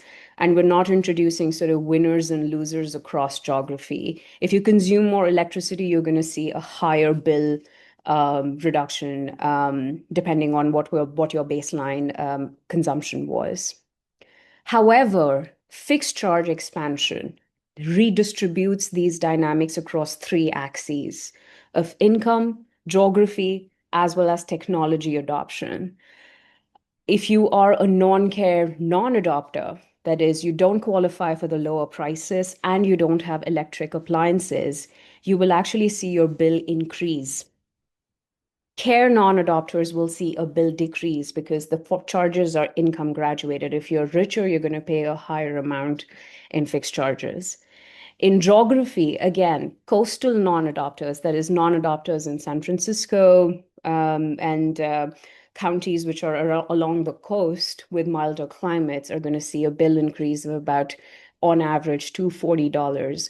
Whereas if you're in the inland and the Central Valley, your bill is going to decrease. Similarly, with technology, if you have self-generation and storage technologies, your bill will increase under a fixed charge expansion. If you only have an EV and you don't have self-generation or storage technologies, your bill will decrease. To tie our fixed charge analysis, I think I think a map is probably the best way to communicate that. In the purple on the left, we have reference bill for care and non-care customers. We see that, again, our fellow Central Valley dwellers in California have one of the highest bills because of high cooling loads, and there are lower bills on the coast. So it's your bills scale with electricity consumption, and if you live in hotter environments, you're going to pay a higher price. What we see with fixed charge designs is there's a spatial redistribution where the reds in the coast are indicating that their bills are going to increase, whereas the dark blues shows that the customers in Central Valley will reduce their bills. Thank you so much. Thank you so much, Marosa. That was great. All right, and next we have Professor Erin Baker. And Erin Baker, she's a distinguished professor of mechanical and industrial engineering at the University of Massachusetts Amherst, and also the faculty director of the Energy Transition Institute, which is focused on stakeholder engaged research at the intersection of energy technology and social equity. She has a PhD in engineering economic systems and operations research from the Department of Management Science and Engineering at Stanford University, and a bachelor's in mathematics from UC Berkeley. She combines operations research methods and economics to decision-making under uncertainty with a focus on energy justice and publicly funded energy technology research and development portfolios in the face of climate change. Thank you so much, Erin, for joining us today. Take it away. Oh, you're muted.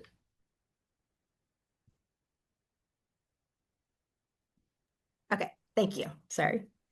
Thanks. So this paper was led by Vivian Nwadiaru, who is currently at a think tank, SEI, but will be on the academic job market in the fall. Just thought I would shout that out. There we go. So this work was inspired by a social entrepreneur in Detroit that we were talking to. And he was saying how he would love to just get a shipping container full of batteries and put that in the parking lot of public housing, social housing, low income housing. I think primarily around resilience, but he was interested in this idea. We were like, okay, it's interesting. And so we were thinking, well, one thing is, given that everyone will have a slightly different load profile. Maybe there's some financial benefits to sharing batteries rather than everybody getting their own. And so we did an experiment to try to understand this. And so what we did is we used data from a city, Holyoke, Massachusetts. I'm in Amherst, and this is not far from Amherst. This city has very low income, very racialized, many non-English speakers. We have really good data. We have hourly data for every household in Holyoke. So what we did is that we divided it up by census block groups, about 37 census block groups. We chose 10 households randomly out of each census block group. And then we said, what would they do if they optimized on their own, if they decided what size of battery to buy and how to dispatch it? Then what would they do if they optimized in pairs and then in groups of 10?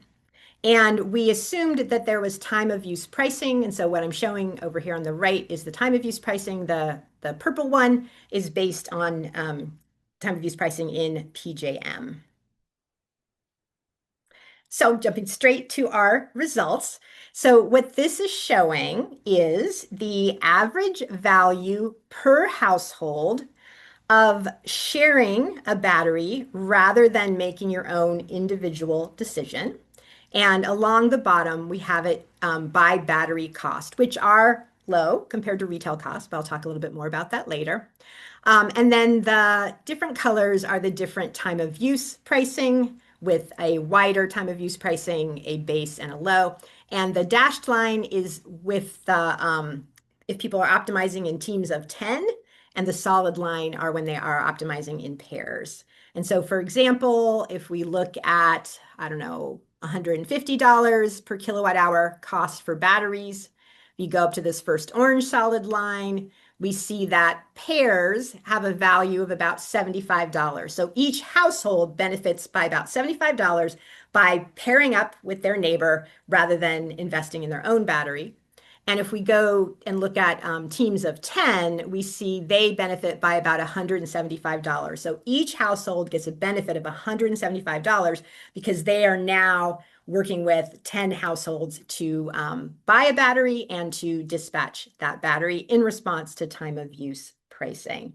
And so we see that the value of sharing is lower when the cost of battery is low, and it gets lower as the cost of battery gets higher when it eventually goes to zero for a higher cost battery. That's just the average. This just kind of shows that there's variation. This is showing the variation by census block group. So we're still looking at averages within the census block group, but we're looking at the whole 37 and we just see there's variation. But also notice the y-axis is quite different. So in this narrow gap for pairs, it only goes up to $50, in a wide gap up to 200. But down here, we see that if we have teams of 10 and we had a wide gap time of use pricing, there's, census block groups where each individual is getting a benefit of about $450. So it's not insignificant to share these batteries. Let's take a little detour. This is some work we've done. We do some community-based participatory research in Holyoke around home electrification. And so we work with people, kind of put them at the center of the research, but really try to understand what people are interested in. And in Holyoke, I do have to mention, many people in Holyoke are descendants from Puerto Rico, and many are actually from Puerto Rico. Many are climate refugees who came after the Hurricane Maria and the very long blackouts. So people are very, very focused there on energy resilience and blackouts. And so they were really interested in kind of resilience, and they were interested in the ideas of batteries for resilience. And so we didn't model resilience explicitly, but what we looked at is what does happen when you share. Do you buy a bigger battery or a smaller battery? Because honestly, our kind of original thought process was that when people shared, they would buy a smaller battery altogether, right? That instead of buying a battery that was as big as the two they would buy separately, they would buy something smaller. But it turns out that when they share for a lot of the prices, as the prices gets higher, they buy a bigger battery. We thought that was interesting because it could provide a kind of extra resilience benefit that, that we didn't even model or account for. So this is also showing that this shared storage could be progressive. We're calling it energy relief. It's kind of the opposite of energy burden. We looked at the annualized benefit from sharing a battery, and we divide it by income. In this case, it's the median household income in that census block group. But what we see is that the lower income are getting much higher relief. And this is because we didn't see as much of an effect as we would think of the value of sharing did not increase very much with the overall demand for electricity. So we didn't see that the wealthier areas where they were demanding more electricity, they were still getting a fairly similar value of sharing. And so when you divide that by income, you're getting a relatively big impact in the very low income census block groups, of which you can see Holyoke has a lot. These are median household income below $30,000. And so this already to my summary that we did find that there is a value of sharing. It averaged $75 per household for our base time of use and $175 for tens. But like we said, it can go up to $400 in certain census block groups. The retail prices of batteries right now are high, around $800 per kilowatt hour. And at that level, nobody, even the teams that we're sharing, would really buy a battery just to save money from time of use pricing. But of course, the cost of batteries is nowhere near that. It seems to be much closer to about $100 per kilowatt hour, where people then really get a real benefit from this. And so if we can find a way to get batteries at a more reasonable price, then it can, to some degree, offset energy burden. It can also potentially provide resilience benefits, and it can expand participation kind of in the energy transition and potentially build coalitions. So if we have, groups working together, sharing energy storage, that may, build up their kind of social capital and give them a little bit more voice when they are negotiating or talking to, whether it's utilities or policymakers. And so it implies some things that could be interesting are policies to enable this kind of energy sharing, or utilities enabling people to share energy storage. It'd be interesting to look at, whether it's cities or someone can we get household energy storage, but get more kind of bulk pricing so that it could be affordable. And we think it's an interesting opportunity for social entrepreneurs, people that might have deep roots in low income areas and want to do things that can help their community, but at the same time be a kind of business that they can go into. And so thank you. Thank you so much, Erin. That was super interesting. Thank you for walking us through the work. And next we have Sanjay Purel. He's a PhD student at the University of California, Santa Barbara. He holds a master's in power engineering from the Technical University of Munich in Germany. And for his PhD, he's mainly interested in resilient energy systems planning. He has been contributing to the California Climate Action Project as a graduate student researcher for the past year and a half, working on high-resolution bottom-up load modeling and the techno-economics of multifamily microgrids. Today, he will be presenting his work on the multifamily microgrids. Thank you so much, Sanjay, and take it away.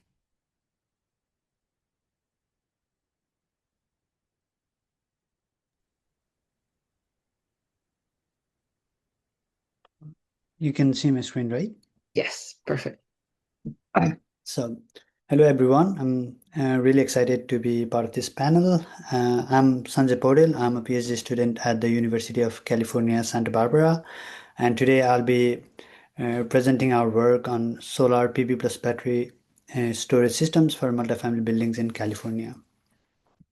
So here in this panel and in this workshop, we are all aware of the potential benefits that PV and battery systems could provide in terms of resilience benefits as well as bill savings. And multifamily buildings where approximately 62% of the households are low to moderate income in California could benefit significantly from this. However, PV adoption from California shows that only 2% of multifamily households have PV have installed PV so far. And to access this, to close this access gap, it is important to understand, among many other factors, the technical potential of PV in multifamily buildings as well as the economic feasibility as well. And there have been many studies on techno-economic feasibility of these systems, but most of them only focused on single-family homes. And we believe that multifamily homes should be studied separately as a different archetype, mainly because of their lower energy intensity, smoother aggregate load shapes, and as well as potential economies of scale.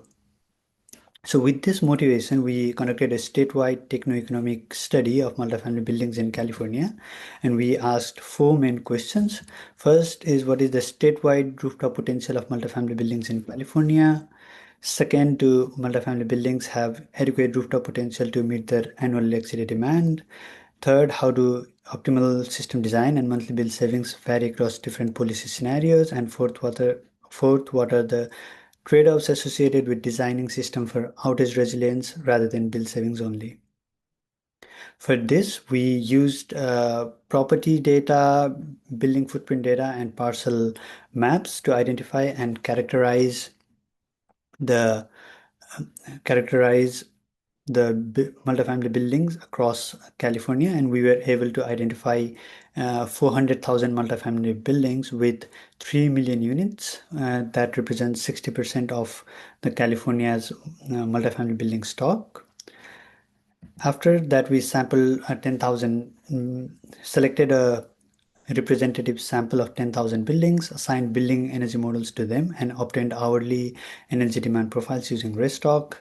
We then estimated the rooftop PV potential using NREL's PV rooftop database, and finally sized PV and battery systems for them to maximize the bill savings and also for different scenarios, so that we could analyze the economics of these systems.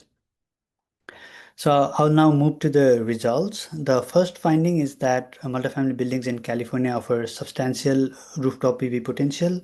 Across the state, they can host 22 gigawatts of solar PV with which can produce 36 terawatt hours of electricity annually.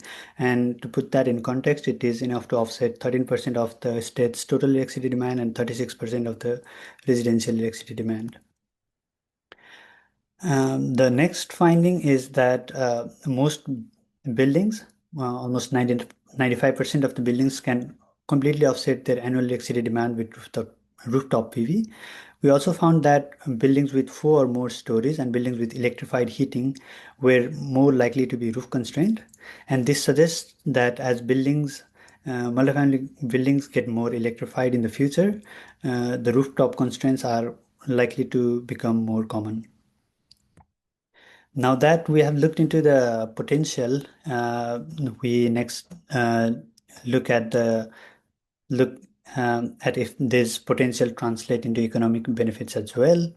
And a key policy lever in the case of PV and battery systems is how the electricity exported by these systems is compensated. And historically, in many states, they were uh, compensated through the through net energy metering or virtual net energy metering for multifamily buildings where exports were based on time of use rates. Recently, California and other jurisdictions are moving towards net billing tariffs where export compensations are based on avoided system costs, and these are much lower than the compensation under VNEM. So here we optimized PV and battery systems under both these export compensation scenarios and try to understand how the bill savings, payback periods, and system design differ with this. And and the results show that almost all buildings or units were able to achieve bill savings with both the export compensation scenarios, but the savings were much higher under VNEM and payback period much shorter under VNEM than under the VNBT scenario. We the change in export compensation scenarios also impacts system design in terms of which technology is chosen optimally, and utility region and building size also play a key role in that. Here, in this figure, I show the PV and battery adoption by utility region and building category, and the results for VNAME are in the top panel, and for the results for VNVT are in the bottom panel. The rows are the utility regions, where SMUD and LADWP are the publicly owned utilities, and SDGE, SCE, and PGE are the investor-owned utilities of California. And in California, the POUs, they have lower retail tariffs than the IOUs.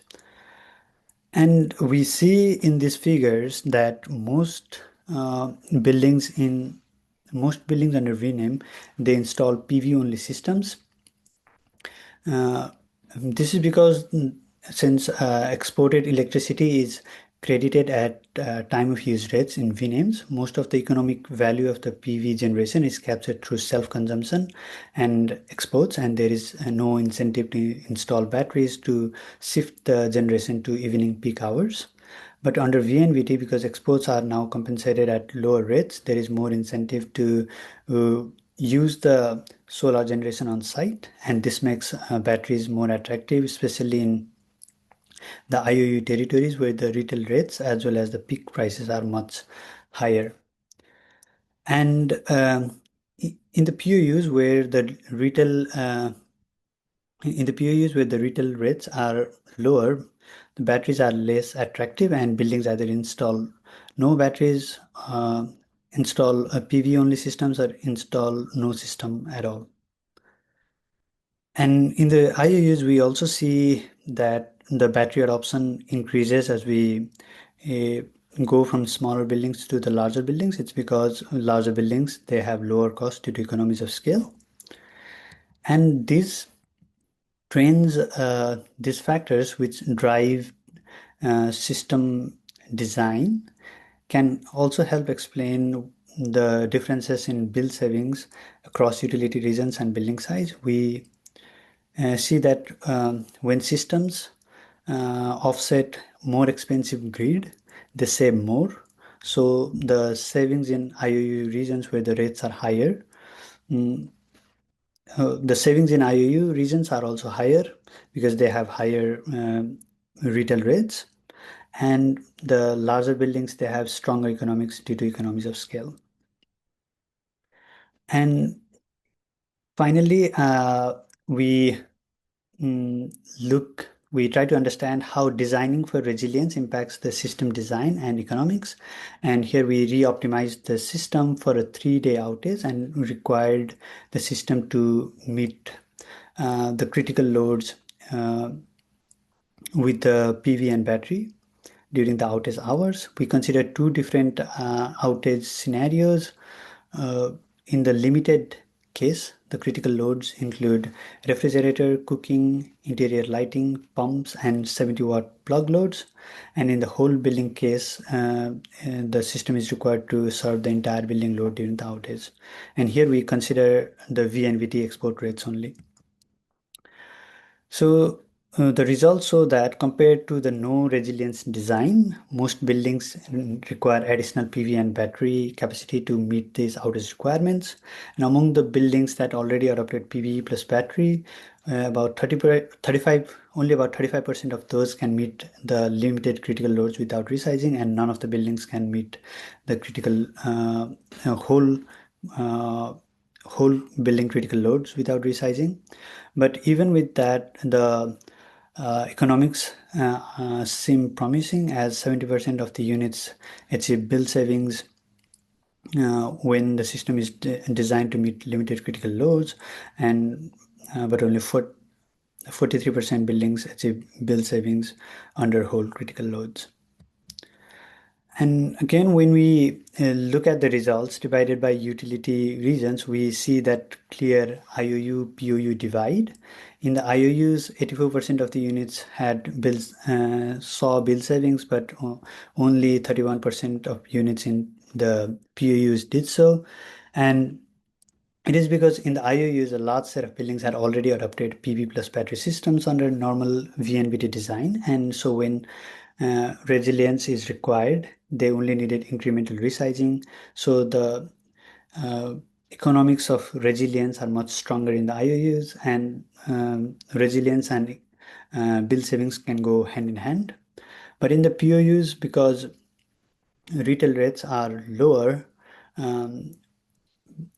because retail rates were lower and batteries and even PV were not adapted for bill savings alone, when they have to now size the system for resilience, they have to invest in new batteries and new PVs or larger PVs, and so they have to face very high cost of resilience.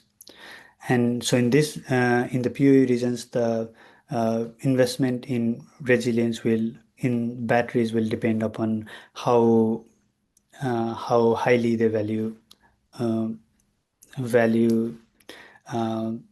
the power during outages. One key limitation in our study is that the saving estimates for the resilience case does not include the cost of it only includes the cost of PV and battery, and does not include the cost of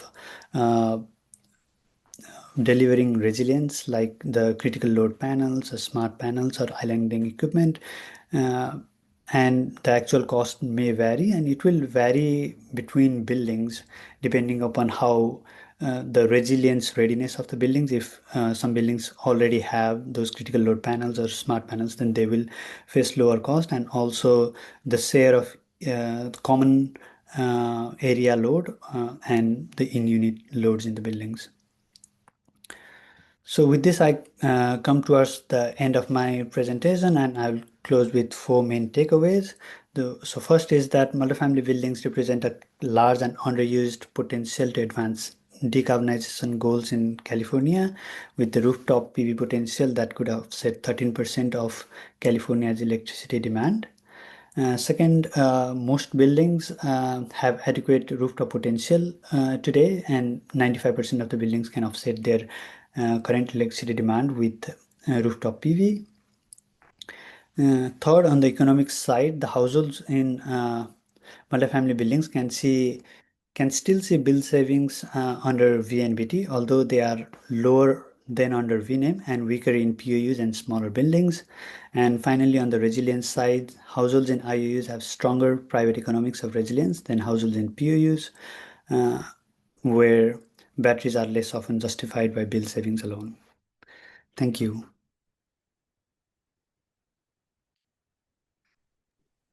Thank you so much, Sanjay. That was also very, super helpful to see that quick summary of your work, so thank you. All right, so I think among all the panelists, you have all created a really nice context and picture for us to discuss. So I'm very excited to see where the conversation goes. And as we go through the questions, yeah, I definitely want this to be interactive and fun for all of you. So please feel free to chime in as you see fit. And to open this more broadly, I'll ask the broadest question that I have so far.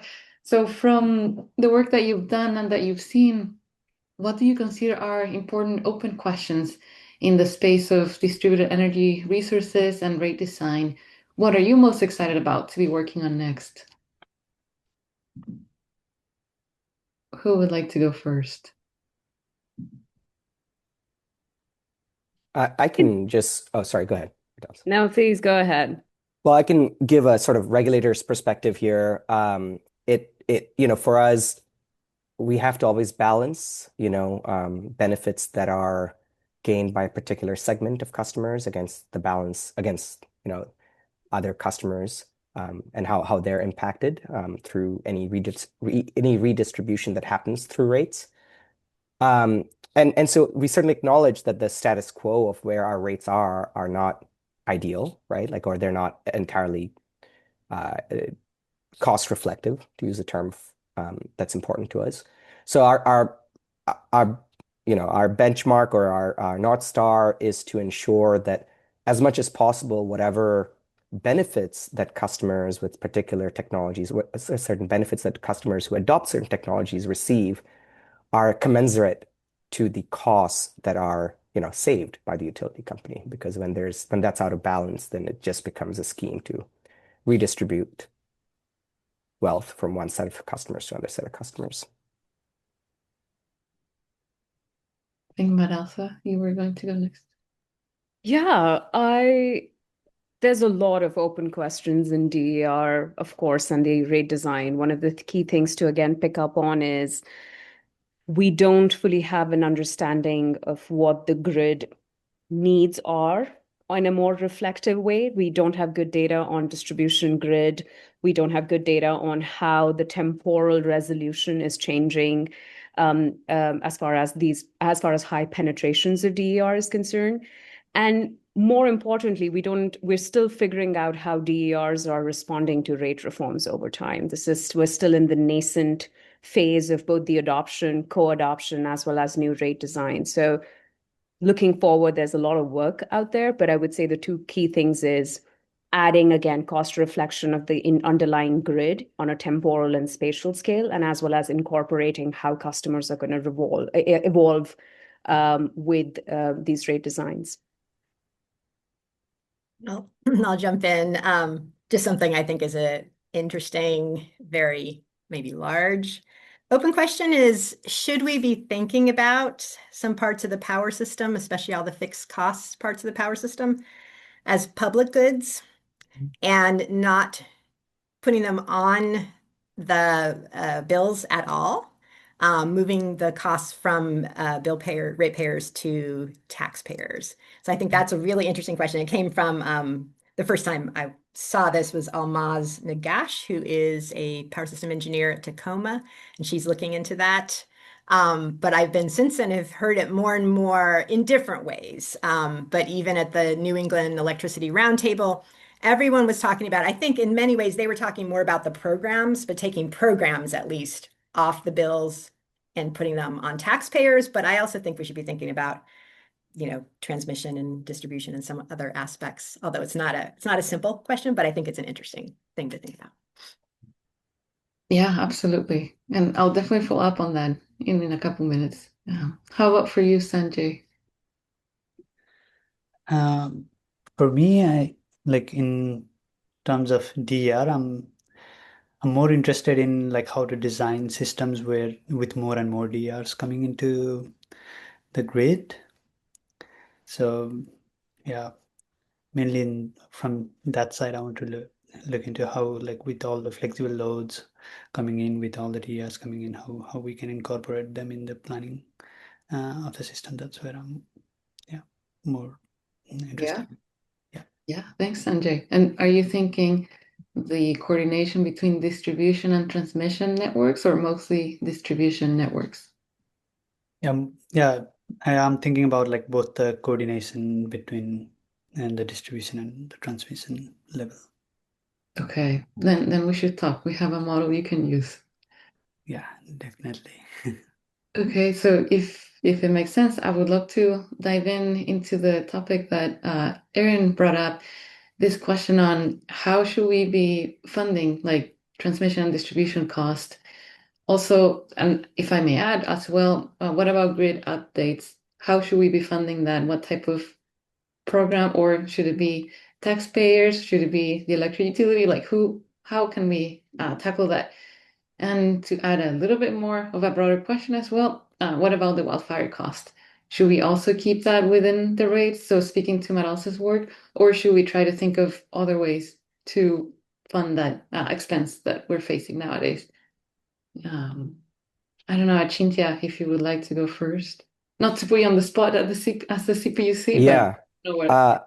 No, I mean, I think it would certainly go a long way, as Medelsa's research has shown, it would go a long way to easing a lot of the burdens that are borne by ratepayers. I mean, I think California is in a unique place, maybe compared to some of the other states, just also because of the liability concerns that utilities have regarding wildfires and how that drives investment decision making.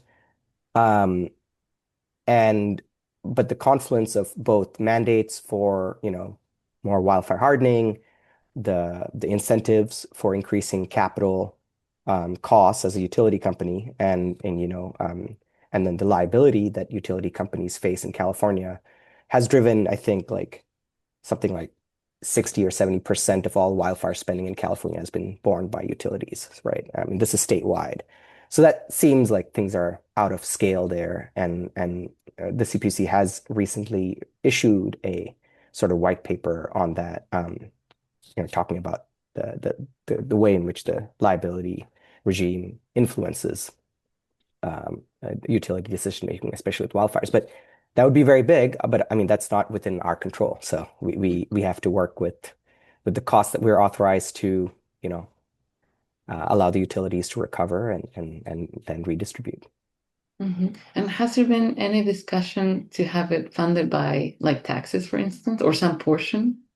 Oh yeah, I mean that the idea has come up quite often, but I mean that would require the legislature to make that move, and so yeah, I think that could be very impactful. I think.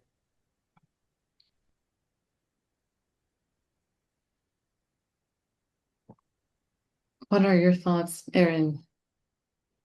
Yeah, we just, again, I think it's really interesting, but I do think so then, but on the other side of that, what everyone's talking about right now is the data centers and the large loads. And so then that gets concerning if we're like, okay, taxpayers are paying for the infrastructure for power, but I'm not sure if we really want taxpayers paying for infrastructure that might be going primarily to kind of these profit centers. So that just seems like a kind of a complication when you think about it. So you would need some kind of connection or upfront cost for large loads to join in, while you're putting some of this on taxpayers.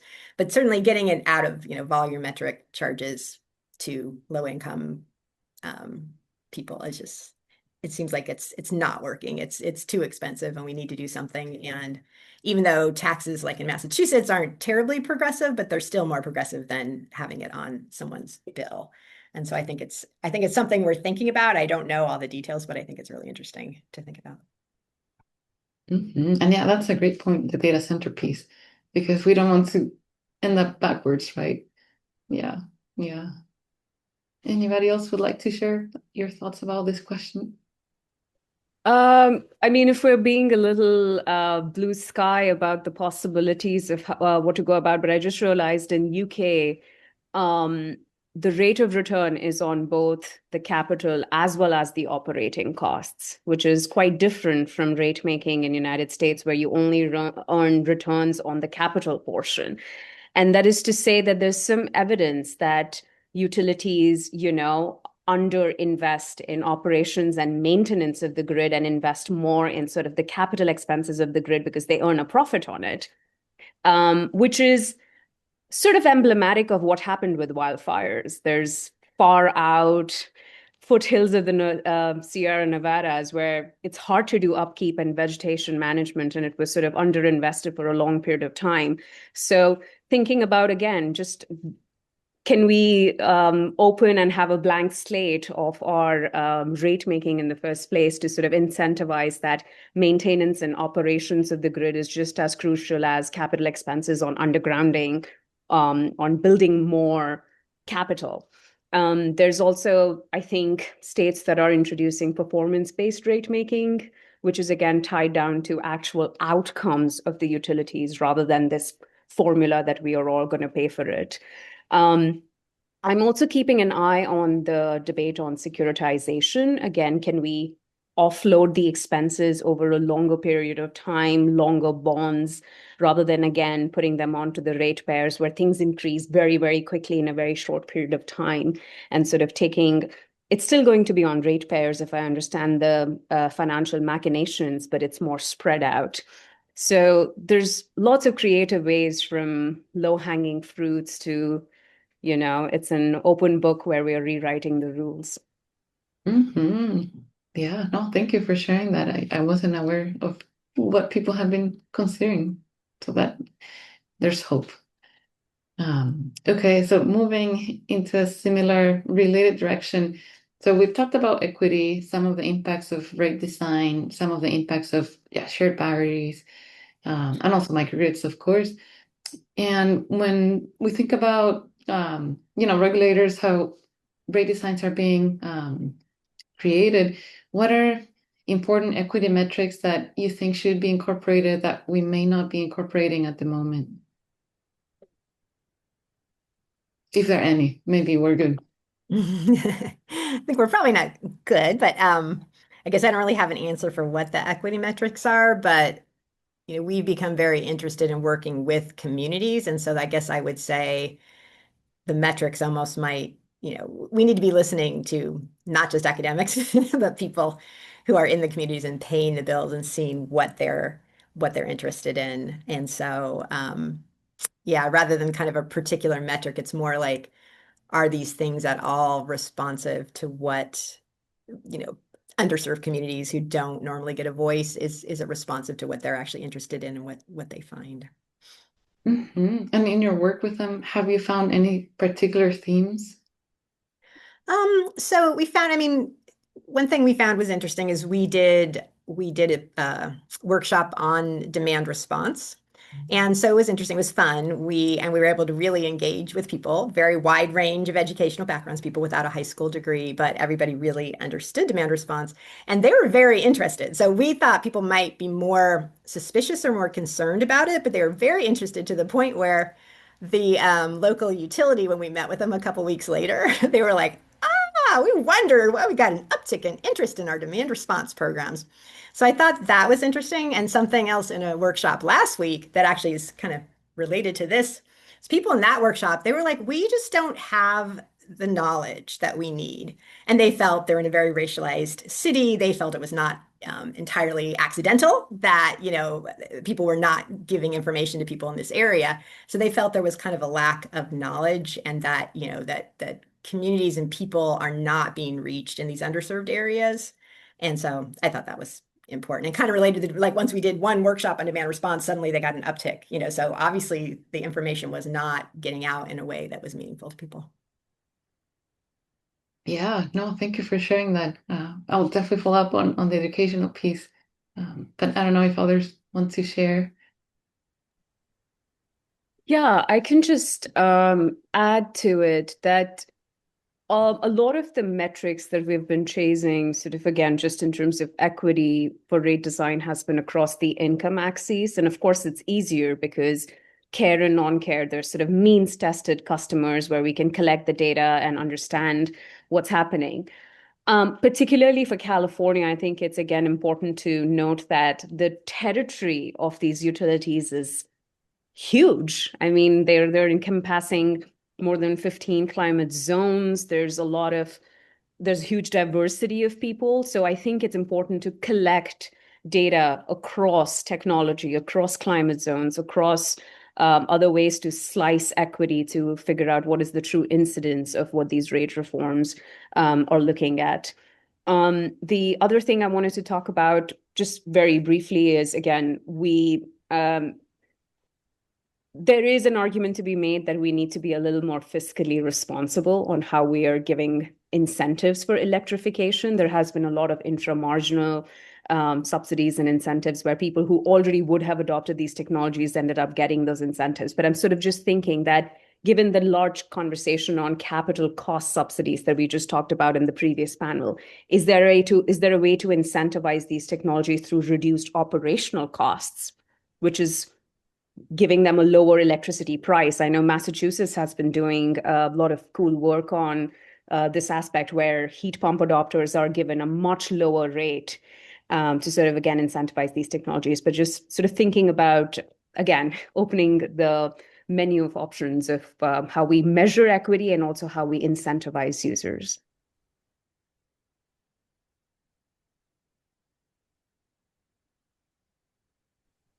Yeah, I mean, I'm not sure if I can add much more than what's been said already. It is, we look at rate and bill impacts for a variety of customers every time there's a rate case or rate application, but it's based on the same classifications that we have, right? I mean, we know CARE, FARA, and then we know climate zones, and that's the only way in which we can look at, or that's the only information that I think we have robust sort of that we know is robust in terms of like how it's slicing and dicing the population of the utility customers. Anything beyond that, it's not clear that the utilities have the information to extract like particular subsegments. So that's always the limitation. If you're trying to say like we want to look at something more specific, you're limited by what data is available to the utilities in when they do their data analysis. Yeah, that makes sense, Achintya. I think a lot of time data becomes our bottleneck, unfortunately. But there's been great progress, so we're all hopeful. Yeah. And in this theme, I really like the education point because I feel like there's a big gap between knowing even about the rates that we're paying as consumers. If we ask people, they might not be aware that, there are different options when you're with a utility, you get to choose and time of use and so forth. And like we all work in the space, so we're aware, so we chose probably our plans. But what are your thoughts on what we could do differently to bring more of this information to the people, also from the research as well, like as Erin showed, as Sanjay showed, Marasa showed as well, that there are benefits of these technologies, that they, if it becomes feasible with the limitations that we discussed, but bringing access to that information and then to the even also to the programs that are available. Maybe is that the job of professor? Like, should I be teaching that? Maybe I should be in my class, and I haven't done so. So what are your thoughts on access to information?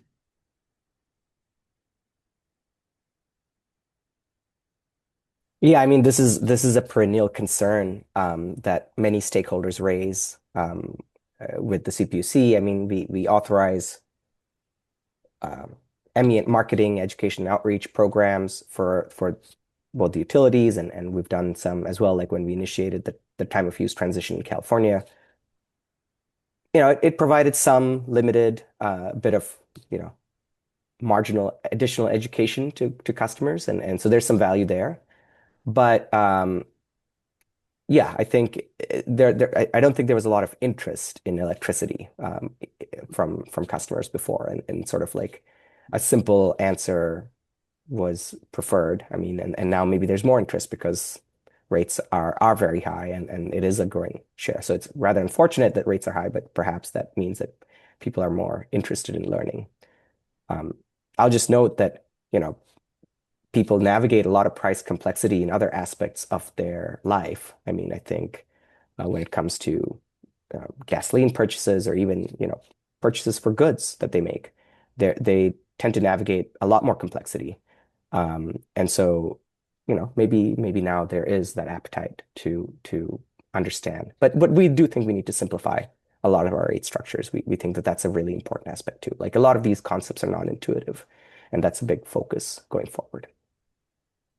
That makes Yeah, I'd have to say, I don't think there's much more complex than our electricity bills. I don't have to navigate anything that's more complex than that. And I mean, I have a PhD in this, right? And I still basically, I'm just like, I think they're very, very complex and hard to follow. And so that's something we're thinking about. I think one thing we could think about is, again, harnessing kind of people in communities that are underserved, really building networks and having coaches or something, but that are from the communities work with people.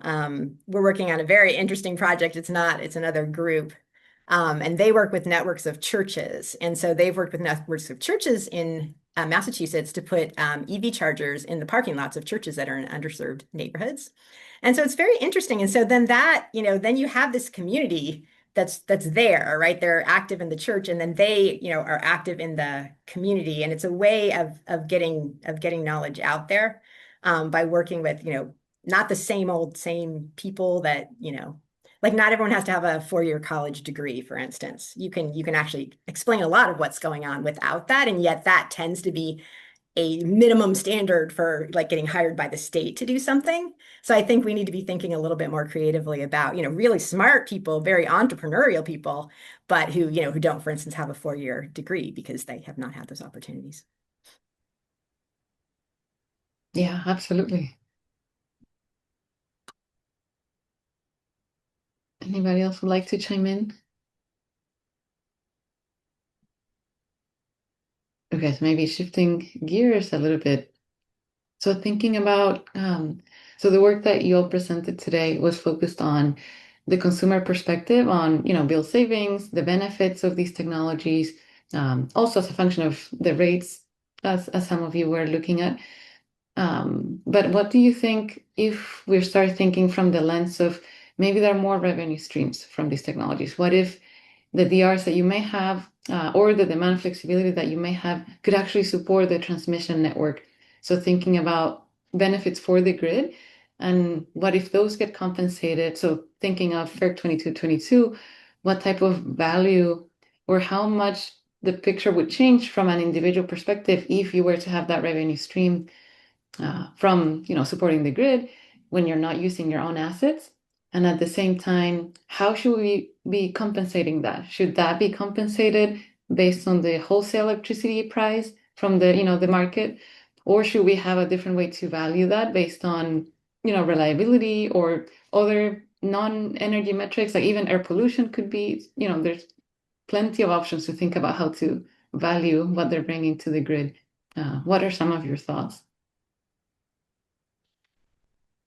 So I will say that the avoided cost calculator, which the CPUC has adopted for solar and storage and other technologies going forward, does provide a valuation in terms of what is the avoidable value for transmission capacity, what is an avoidable value for things like greenhouse gas emissions and so on. So it is a very sort of comprehensive stack of values that are put together to create like, it's a projection of an hourly stream, but that value stack is something that we've started incorporating into rates when it comes to sort of the hourly dynamic rates that we are creating. Those are more closely linked to the value stack that's part of the avoided cost calculator. So in some sense, we're already kind of doing that. I mean, it's a portion of the value stack that is provided for any technologies that are grid responsive. And if I can add a clarification question just for my own knowledge, is that also differentiated geographically where you are? Because, depending on where you are, the value of the DRs could be more pressing for the grid and less. Is there any differentiation at that scale? There is some. Yeah, I mean, there's some differentiation. It falls more towards the distribution and some part of the transmission stack, depending on which utility you're in and sort of which territory within that utility you're in. So yeah, there is some differentiation. I'm not sure how much of that differentiation is exposed to customers based on their, ability to earn compensation based on the avoided cost calculator. I will say from my examination of the differences between region to region, they're not that vast. So it's not clear that there's a lot of value that we're leaving on the table. Thanks. Other thoughts? Go ahead, Sanjay. Yeah. So on the for 2222, I think I could add something from the perspective of the multifamily households, maybe. So currently, the reason why, despite having enough potential, and also like uh, being economically feasible, the multifamily buildings do not have adoption is due to split incentives. And for 2222, I think will help overcome such split incentives issues, as aggregators can install rooftop PV on multifamily buildings and pass the benefits to the residents as well. But in our work, I had also included a scenario which I didn't present here on like what would the savings look like when they are compensated based on wholesale market rates, and the savings were not much higher. Maybe if we include other streams of income, like the uh, real-time market rates and yeah, other streams, maybe the economics will be better. But in our analysis, we didn't see the economics being much better than the avoided cost, uh, better than the VNBT rates, which are based on the avoided cost.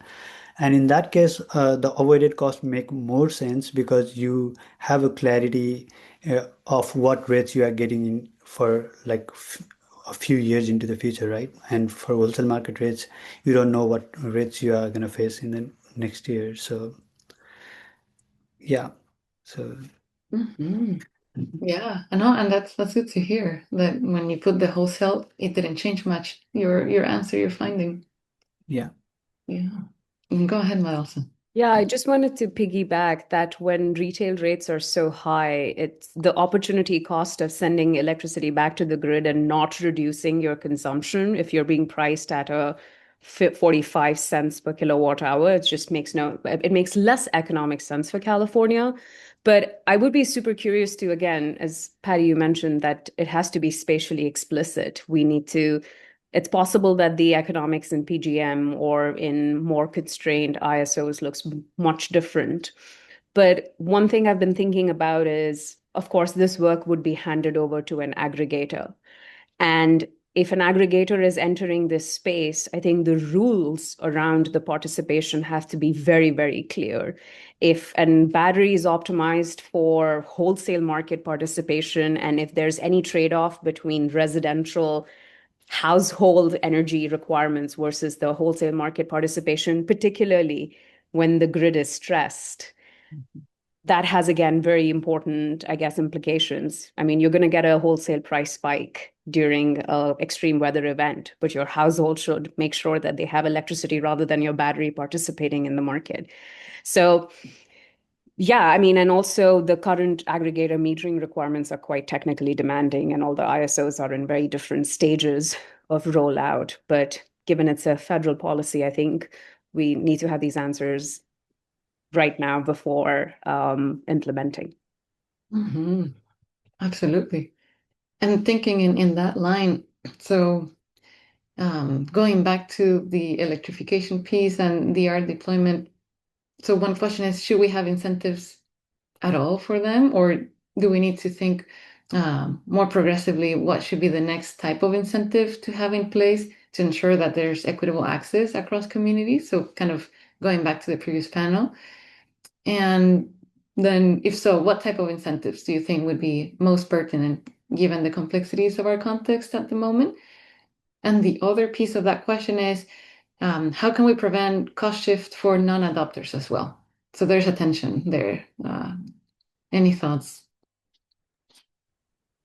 Yeah, I mean, this has always been the biggest concern with incentives from, the CPUC's perspective. We are very cognizant of the fact that our tools when it comes to redistribution of whatever incentive funds we want to provide to a specific set of customers are very crude. We don't have that many tools as much, definitely not as much as the franchise tax board has through the progressive income taxation to enforce any form of progressivity. So for that reason, if we are going to provide incentives, we try really hard through all of our programs to make sure that there's, robust cost benefit analysis done and that there are indeed, positive value for ratepayers. But on the other hand, if the state, is willing to provide incentives through a different source of funding that doesn't come directly from ratepayers themselves, that could be fine. Other thoughts? Well, just when you're talking about incentives, just made me think of something maybe slightly different but related. I know that in general, many environmental justice activists don't prefer kind of economic incentives. They like standards, for instance. And so I was just thinking, kind of again, not directly related, but one of the big issues is like building quality. And so, standards for building quality, which could include electrification at the same time. I think that's something that could be interesting and could work. I don't know how that interacts then. I haven't thought through how that interacts with rate design, but I think that that's a place where maybe it should be standards rather than incentives. And in fact, we just actually had a meeting a few minutes ago with people talking about like energy efficiency and this kind of thing. And they were like, they don't see any difference in people making investments in energy efficiency based on the various incentives that are given in different places. They see a difference based on the standards that it is required in certain municipalities, and that's where they see it. The other municipalities have all different types of incentives, higher or lower, and they just don't see developers responding to that. So I'm not sure that's exactly the question you were asking, but I think it's kind of an interesting point that there may be a role. I mean, I know economists don't like it as well, but there may actually be a role for standards versus kind of just purely economic incentives. Yeah, no, absolutely. I was hoping to get a broad perspective. And yeah, I think it makes a lot of sense because when we standardize things, we regulate them, everyone has access. It's a rule. So I really appreciate and I like that perspective. And yeah, in other streams of my work, we think about standards and regulations, but I think it would be important to bring it into this one too. So thank you, Erin. Maranza, you were going to chime in? Yeah, very quickly. I have been sort of, again, even the redesign work that we presented, we saw that the dynamics for single technology adopters versus multi-technology adopters is very different. So if you have a solar and storage system and then you add a EV on top of it, the bills as well as who is adopting and what are sort of the ramifications on equity is quite different. So my thinking is sort of moving towards electrification as a bundle where you have self-generation storage technologies, you have heat pumps, you have EV, and then it sort of becomes a small energy system at a household level that you're sort of working through. And I understand that requires a lot of technological know-how, and I'm not expecting that everyone would do that, but moving from single technology incentives to a bundled technology incentives, and then also thinking about rate design for these bundles could be very interesting. I'm currently in Rochester, which has been a huge climatic difference from California, and we've been attending climate justice events where a lot of people come very enthusiastically where they want to become all electric, but just have a low technology option like firewood for winters because the winters here are very brutal. But they're sort of like on an annual bill scale, I'm gonna spend some money on firewood, but most of the time we're lucky with cheaper electricity in upstate New York. But how do I balance the economics and technology? And I think it's an interesting way to think about. Mm-hmm. Yeah, thank you for sharing. And the last question or prompt that I would like to leave with each of you, could you summarize in 1 minute what message would you like the audience to take away from the work that you presented or from your thoughts that we've discussed? And I would like to start with maybe Erin, as you might have to go in a couple minutes. All right, I'm still thinking. But okay, so I would say my one message is basically this idea of being very, very intentional, of making sure that we are listening to underserved communities, because for all these like equity metrics, they can all go wrong, right? It's easy for we can be very, we can be intentional in terms of like we well intentioned, but we're not really listening to people, things can go wrong. And so we have to be really, really careful that they make sense for all these different, types of communities and people in very low quality housing. What do we do with those kind of things? So that's where I would leave it. So with that, I will say thank you and goodbye because I do have to run to my next meeting. But thank you, everyone. And it's been very interesting. And thank you, Patricia. Of course. Thank you so much, Erin, for joining us. It was wonderful to have you. How about for you, Achintya?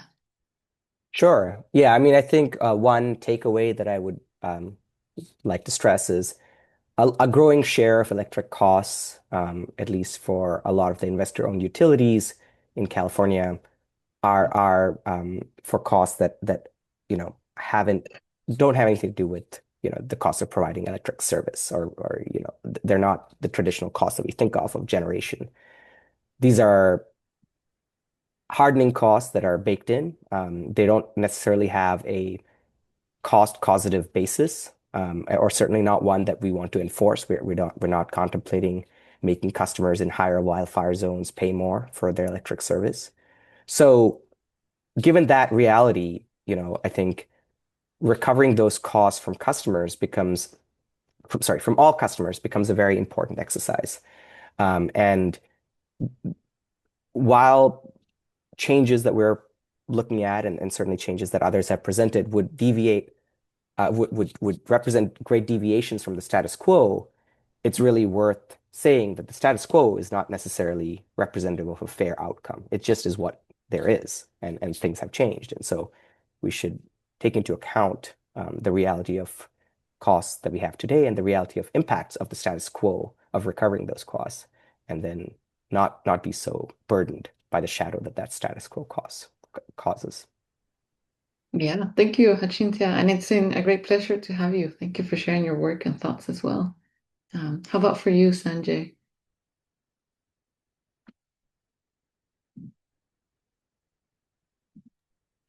Yeah. So I'll just like to close by saying that multifamily buildings, they have a huge potential, and since they are also like they also house low-income households, developing solar PV and battery systems in multifamily buildings could like uh, both help California achieve both the decarbonization goals as well as the energy equity goals. And there are some barriers to adoptions, including the split incentives and other regulated barriers. And if if we could like work on those problems, I think like again, like it would be really great for California in terms of addressing both the decarbonization goal and the energy equity goals. Thank you, Sanjay, and thank you for joining us as well and presenting your work. It was great to have you. And Marasa to close our panel.